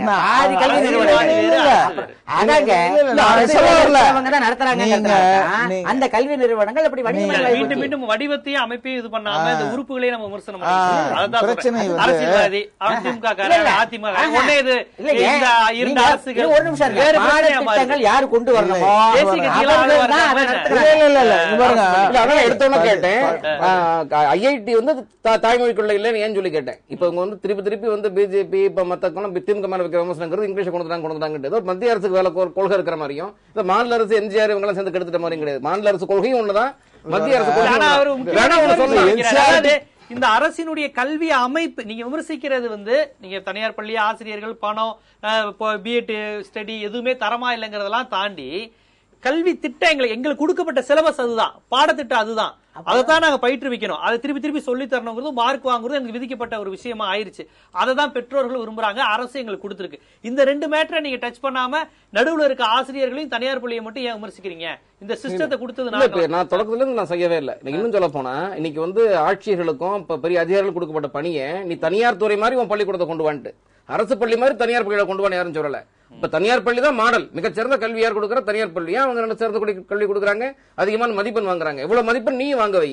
இப்ப நீங்க வந்து இப்ப தொலைக்காட்சிகளை பாத்தீங்கன்னா அரசு பள்ளி ஊக்குவிக்கிறவங்க போய் அரசு பள்ளிகள்ல போய் எது அதிக மதிப்பெண் எடுத்திருக்கோம், எங்களுக்கு நல்ல அரசுல வசதி பண்ணி கொடுத்துச்சு, நல்ல கோச்சிங் கொடுத்தாங்க, நல்ல மார்க் வாங்குறதுக்கு வந்து இரவு பக்கம் படிக்க சொன்னாங்க. அப்ப வந்து ஞாயிற்றுக்கிழமை விடுமுறை விடாம இருக்கிறது. அடுத்து நீங்க பாத்தீங்கன்னா அரசு பள்ளி 9 எடுத்தா படிக்க வைக்க ஆரம்பிச்சிருவாங்க தனியார் பள்ளிகளை பின்பற்றி. அப்ப தனியார் பள்ளி தான் வந்து வெற்றிக்கிறதுக்கான மாடல். அதாவது அதுக்கு பின்னாடி அரசு போகுது. இந்த பயிற்சின்னு ஒரு விஷயம் இருக்குல்ல, அதை தான் அவங்க மீண்டும் சொல்றாங்க. அதை 9ஆம் வகுப்புல இருந்தே 10ஆம் வகுப்பு படிக்க வைக்கிறது. அந்த தருணத்துல அது 13, 14, 15 வயசுல வந்து அவன் லைஃப்ல வந்து வேற எந்த விஷயமும் தெரிஞ்சுக்க வேண்டிய அவசியம் இல்ல. யார் முதலமைச்சரும் தெரிய வேணாம், யார் பிரதம மந்திரியும் தெரிய வேணாம், என்ன ஸ்கீம் இருக்குன்னு தெரிய வேணாம், பக்கத்து வீட்டுக்காரர் என்ன பண்றான்னு தெரிய வேணாம், பக்கத்து வீட்டுல இளவு விழுந்துச்சான்னு தெரிய வேணாம். இந்த வயசுல நீ படிச்சுட்டே இரு. ஈவன் வந்து மேக்ஸ் கூட 10th எல்லாம் அட்டு படிச்சா தியரம் கூட புத்தகத்துல இருக்கிறதா மேக்ஸ் கேக்குறாங்க. நம்பர் முதற்கொண்டு மாறாம மனப்பாடம் பண்ணிடுறாங்க. கணக்க வந்து மனப்பாடம் பண்ணிக்கிற முறை வந்து 10ஆம் வகுப்புல இருக்கு. உண்மையா இல்லையா? இலக்கணத்தை மனப்பாடம் பண்றாங்க. இல்ல ஆசிரியர்களே சொல்றாங்களா, கணக்கு ஆசிரியர்களா, இந்த இதுதான் வரப்போகுது, இதை நீங்க மனப்பாடம் பண்ணிருங்க. மேக்ஸ்க்கு எப்படி மனப்பாடம் பண்ணக்கூடியது? மேக்ஸ் எல்லாம் மனப்பாடம் அந்த மாதிரி சொல்லி கொடுத்தா தவறு. ஒண்ணு, எந்த தனியார் பள்ளியும் அந்த மாதிரி குருட்டாம் போக்கில் நடத்தணும் சொன்னா அதனுடைய வெளிப்பாடு நிச்சயமா சரியான முறையில் இருக்காது. அதிகமான ஏன் தனியார் பள்ளிகள் வருகிறார் என்று சொன்னால் இவர் சொல்றாலையோ வெறும் குறிப்பாக அந்த உதாரண சச்சின் தெண்டுல்கர் மிக சிறப்பாக ஓடினார், பிடி உஷா சிறப்பாக ஓடினார் அப்படின்னு சொன்னா எனி கோச் அந்த மாணவனுக்கு என்ன தேடல் இருக்கோ, அந்த மாணவனுக்கு என்ன தேவை இருக்கோ அது கொடுக்கக்கூடிய பொறுப்பு ஆசிரியருக்கோ அதை நிர்வாகம் பண்ணக்கூடிய பெற்றோருக்கோ இருக்கு. இதுல என்ன எங்க போட்டி வருதுன்னு சொன்னா அந்த தனித்திறமை மட்டும் இருக்கிறவங்களுக்கு போனா பரவாயில்ல. இப்ப எல்லா பெற்றோர்களும் அதை வந்து ஒரு அழுத்தத்தினால கொண்டு வராங்க, ஒரு ஆசையினால. ஆனா நிச்சயமா அவங்க எதிர்பார்க்க தங்க குழந்தை நல்ல சிறப்பா படிக்கிறது எதிர்பார்க்க தவிர அது சிறப்பான படிப்பா அதுதான் வாதம். எது தொடர்ந்து படிக்கிறதும் கிடையாது. வரும்பொழுது அந்த ரேஸ் அந்த எப்படி ஒரு ரன்னிங் ரேஸ் பிடி உஷா ஓடும்போது அந்த கோச் ஆனா கூடயே ஓடி சொல்லி கொடுக்கறாரு. பயிற்சி மட்டுமே தேவையான ஒரு விஷயம். நீங்க சொல்றது பயிற்சி. டைப் ரைட்டிங் படிக்கிறதுக்கோ ஓட்டப்பந்தயத்துக்கோ அறிவு தேவை கிடையாது. நிச்சயமா. அறிவோ நுண்ணறிவு, அதாவது அறிவு தேவைன்னா நீங்க அதை வேற மாதிரி எடுத்துக்காதீங்க. அதாவது இந்த மாதிரி சிந்தனை அது வந்து ஒருமுகப்படுத்துறது, மனதை ஒருமுகப்படுத்துதல், கடுமையான உடல் பயிற்சிங்கிறது, நீளம் தாண்டுதல், அது விளையாட்டு துறைகளுக்கான இது. ஆனால் இந்த படிப்பு இருக்கு பாருங்க, ஒரு சயின்ஸ் படிக்கிறதும் பொலிட்டிக்கல் சயின்ஸ் படிக்கிறதும் மேக்ஸ் படிக்கிறதுங்கிறது முழுக்க முழுக்க அறிவுபூர்வமாக புரிந்து கொண்ட விஷயத்தை அதிகமாக பயிற்சி எடுத்து அவனுக்கு கொடுக்கக்கூடிய அறிவு வருதுங்கிறீங்க. உண்மையான அறிவு. ஒரே ஒரு நடந்தது ஒரு விஷயம் என்னன்னா, இப்ப சமூக அறிவியல 100க்கு 100 வாங்குற ஒரு 10ஆம் வகுப்பு மாணவன், ஒரு விழுப்புரத்தை சேர்ந்த மாணவன் வச்சுக்கோங்களேன், தென்மேற்கு பருவக்காற்று எங்க, வடமேற்கு பருவக்காற்று எங்க இருந்து வீசுது, ஐரோப்பியா அங்க இருக்கு, அட்லாண்டிக் கரெக்டா காலக்கோடு குறிக்கிறது, வருஷம் எழுதுறதுலாம் இருக்கிறாப்ல. தான் இருக்கிற விழுப்புரம் மாவட்டம் தமிழகத்தில் வட மாவட்டமா தென் மாவட்டமா கொங்கு மண்டலமான்னு கேட்டா தெரியல. சமூக அறிவியல் 100, ஆனா அவங்க ஊர்ல இருக்கக்கூடிய ஒரு டீ கடைக்காரருக்கு தெரியும் இதெல்லாம் நார்த்துப்பா, இங்கிட்ட இந்த கட்சி பெல்ட்டா இருக்கும், அது கொங்கு மண்டலம், அங்க அந்த அது பெல்ட்னு. இது ஒரு அடிப்படையான விஷயம் இல்லையா? அதான் அப்ப ஐரோப்பியாவை சரியா குறிக்கிறார்னா அது வந்து கண்டிப்பா அவர் 20 வயசுல அவர் எங்க அதை குறிச்சாருன்னு ஞாபகம் இருக்காது. அந்த 100 மார்க் வாங்குறதுக்காக அந்த மே மாசம் ஏப்ரல் மாசம் அவர் படிக்கிற படிப்பு, இது எப்படி அறிவா இருக்கும்னு நினைக்கிறீங்க? இல்ல, அதுதான் நான் ஆரம்பத்தில் சொன்னேன். இந்த சிஸ்டம், அதாவது தன்னுடைய இவர் சொன்னா இல்லையா, அந்த நிலத்துக்கான உரிய அறிவு புகட்டக்கூடிய பொறுப்பு அந்த ஒவ்வொரு ஆசிரியருக்கு இருக்கிறது. அது இல்லைன்னு சொல்லல. ஆனா அந்த பாடத்திட்டம், குறிப்பா 10ஆம் வகுப்பு எழுதக்கூடிய ஒரு மாணவனுக்கு என்ன அழுத்தம் ஏற்படுகிறது? கிட்டத்தட்ட நீங்க சொல்றீங்க இருக்கிற ஊரு மாவட்டம் வந்து வட மாவட்டமா தென் மாவட்டமா, வட தமிழகமா தென் தமிழகமாங்கிற அறிவு வந்து இன்னைக்கு இருக்கா? 15 வயது நீங்க சொல்லக்கூடிய எக்ஸலண்ட் மாணவனுக்கு கேட்கிறேன் நான், 35 மார்க் வாங்குற பையனை கேட்கவே இல்லை. நிச்சயமா இருக்கு, நீங்க கேட்டு பாருங்க, நான் அவனை போட்டியை வச்சுக்கலாம். அதாவது இந்த கல்வி என்ற சொல்லையும் ஆங்கிலத்தில் அது எஜுகேஷன் வாங்க. எஜுகேஷனில் 5 உயிரெழுத்தும் பெற்றது, AEIOU என்ற 5 எஜுகேஷன். அரபியில் இல்முன்னு சொல்லுவாங்க. இந்த கல்வியை குறிக்கின்ற சொற்கள் எல்லாம் ஒரே பொருளை தருகின்றன என்பதுதான் நம்ம இங்கே கவனிக்க வேண்டியது. கல் என்றால் தோண்டுதல் என்று பொருள், எஜு என்ற சொல்லும் கூட தோண்டுதல் என்ற பொருள் தரக்கூடியது, இல்ம் என்பது கூட தோண்டுதல் என்ற பொருள் தரக்கூடியது. அப்பொழுது கல்வி என்பது வெளியில் இருந்து உள்ளே செலுத்தப்படுவதல்ல, உள்ளே இருக்கின்ற திறமையை வெளியே கொண்டு வருவது. தொட்டனை தூரும் மணற்கேணி மாந்தர்க்கு கட்டணை தூரும் அறிவுன்னு சொன்னாரே, தோண்ட தோண்ட கேணி சுரப்பது போல படிக்க படிக்க அறிவு சுரக்கும் என்று சொன்னால் இது மண்ணை தோண்டாமல் தன்னை தோண்டுகின்ற கலை. அப்பொழுது உள்ளே இருக்கின்ற திறமையை வெளியே கொண்டு வரக்கூடிய அமைப்புக்கு பேர் தான் கல்வி. ஒவ்வொரு மாணவனுக்கும் ஒவ்வொரு மாணவிக்கும் தனித்திறமைகள் சிலது இருக்கும். அவர்கள் அந்த துறையில் ஒளி வீசி வரக்கூடியவர்களுக்கு நீ இதுல மதிப்பெண் குறைவா போட்டியா, பரவாயில்ல, உனக்கு அந்த திறமை இருக்குது, நீ அதுல வான்னு சொல்லி ஆற்றுப்படுத்தக்கூடியவன் தான் ஆசிரியர். ஆசிரியன் என்ற சொல்லுக்கு என்ன பொருள்?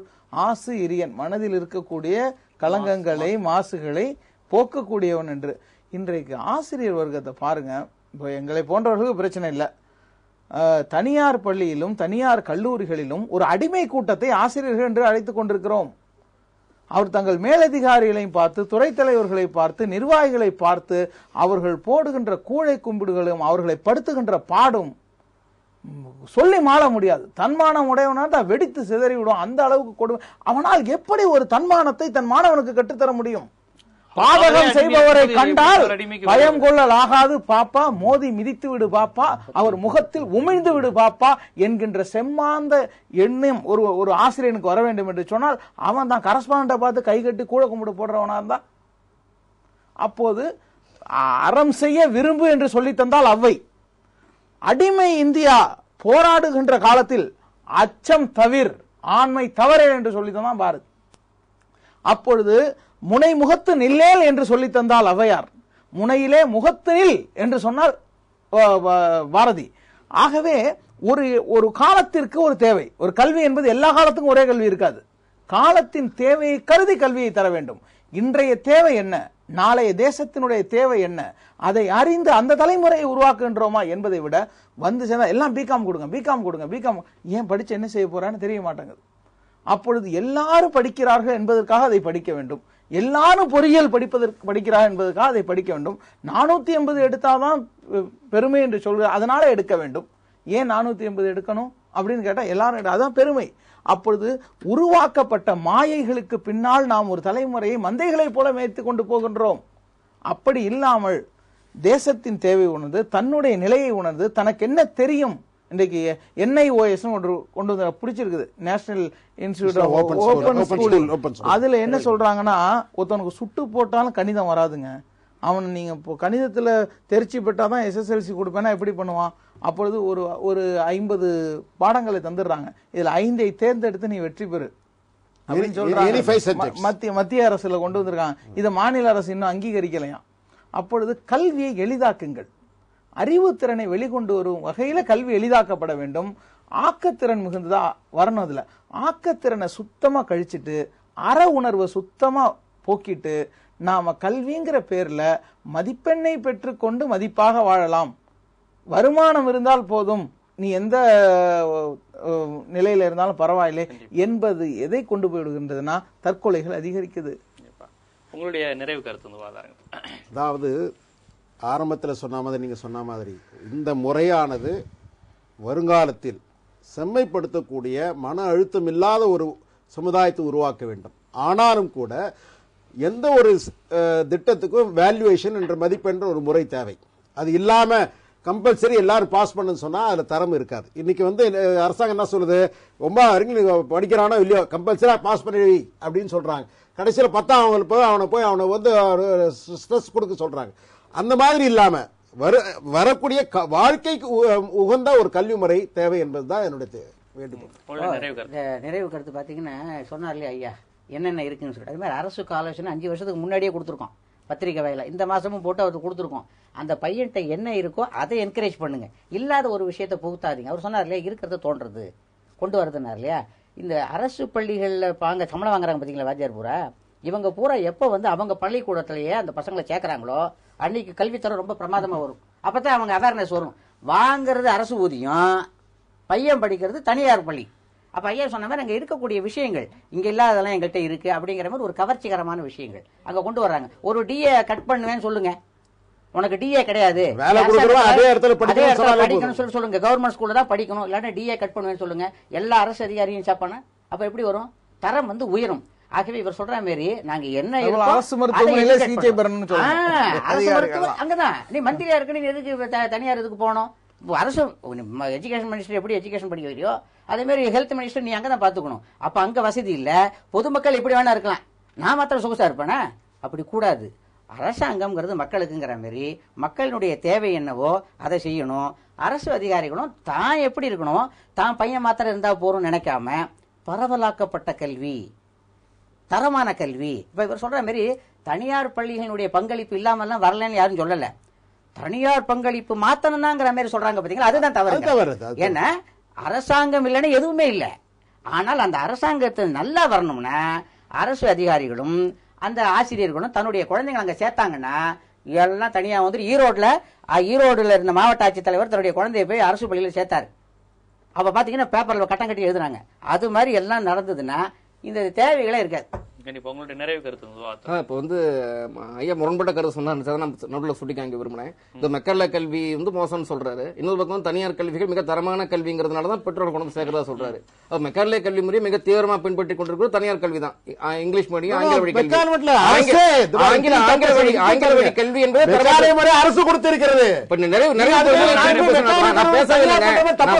நிறைவு சொல்லுங்க, அரசு எதிர்க்கிறீங்க, ஆங்கிலத்தை ஆதரிக்கிறீங்களேன்னு முரண்படுறீங்களேன்னு சொல்றாரு. சொல்லுங்க. அப்ப ஆங்கில வழி கல்வி என்பது தரமற்ற கல்வி தான், அதை பெற்றோர்கள் விரும்புறாங்க. அப்ப தரமற்ற கல்வி கொடுக்கிற ஒரு பள்ளிக்கூடத்துல இங்கிலீஷ் மீடியம் ஈக்குவல் டு தரமற்ற கல்வி நான் சொல்லுவேன். அப்ப தரமற்ற கல்வி கொடுப்பது அடிப்படையாக எதுவும் அதை பெற்றோர்கள் விரும்புறாங்க கொடுக்குறோங்கிறது முரண்பாடு தெரிஞ்சு நான் சொல்ல வந்தேன். ரெண்டாவது, இப்ப ஐயா சொன்னாரு தமிழ்ல படிச்சா இப்ப பணம் கிடைக்காது அப்படின்னு நினைக்க வேண்டியதில்லை.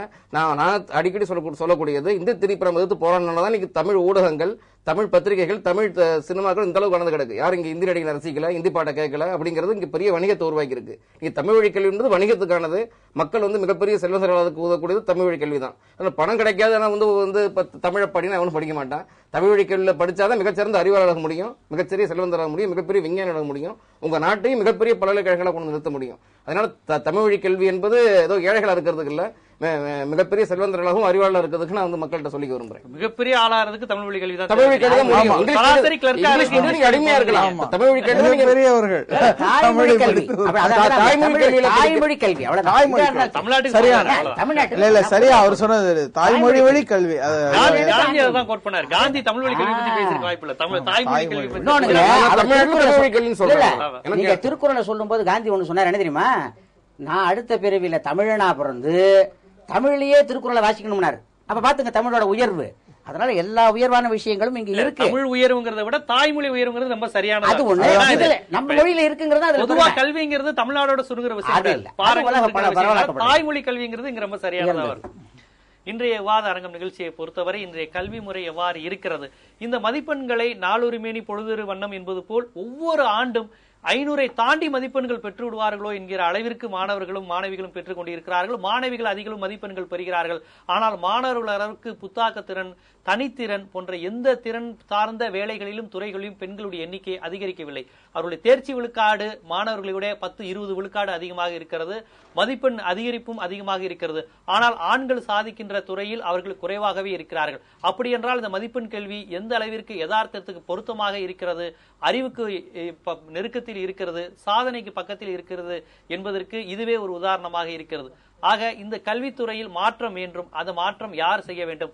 அரசினுடைய கல்வி திட்டம், ஆசிரியர்கள், பெற்றோர்கள், சமூகம் போன்ற பல்வேறு விஷயங்கள் இதில் இந்த காரணிகளாக அடங்கியிருக்கிறது போன்ற பல்வேறு தரவுகளை இங்கு வந்திருந்த கருத்தாளர்கள், சிந்தனையாளர்கள், கல்வியாளர்கள் மிக விரிவாகவே வரலாற்று தரவுகளுடன் ஆதாரங்களுடன் பேசினார்கள் என்றே நாம் சொல்ல வேண்டும். இந்த விவாத அரங்கில் கலந்து கொண்டு தனது கருத்தை எடுத்துரைத்த கல்வியாளர் பேராசிரியர் ஹாஜா கனி அவர்களுக்கும், தனியார் பள்ளி நிர்வாகி பாரத மாதா மோகன் அவர்களுக்கும், கல்வி டுடே பத்திரிகையினுடைய ஆசிரியர் ராமசுப்ரமணியன் அவர்களுக்கும், தமிழிய சிந்தனையாளர் நலங்கிலி அவர்களுக்கும் எங்களுடைய விவாத அரங்கம் நன்றியை தெரிவித்துக் கொள்கிறது.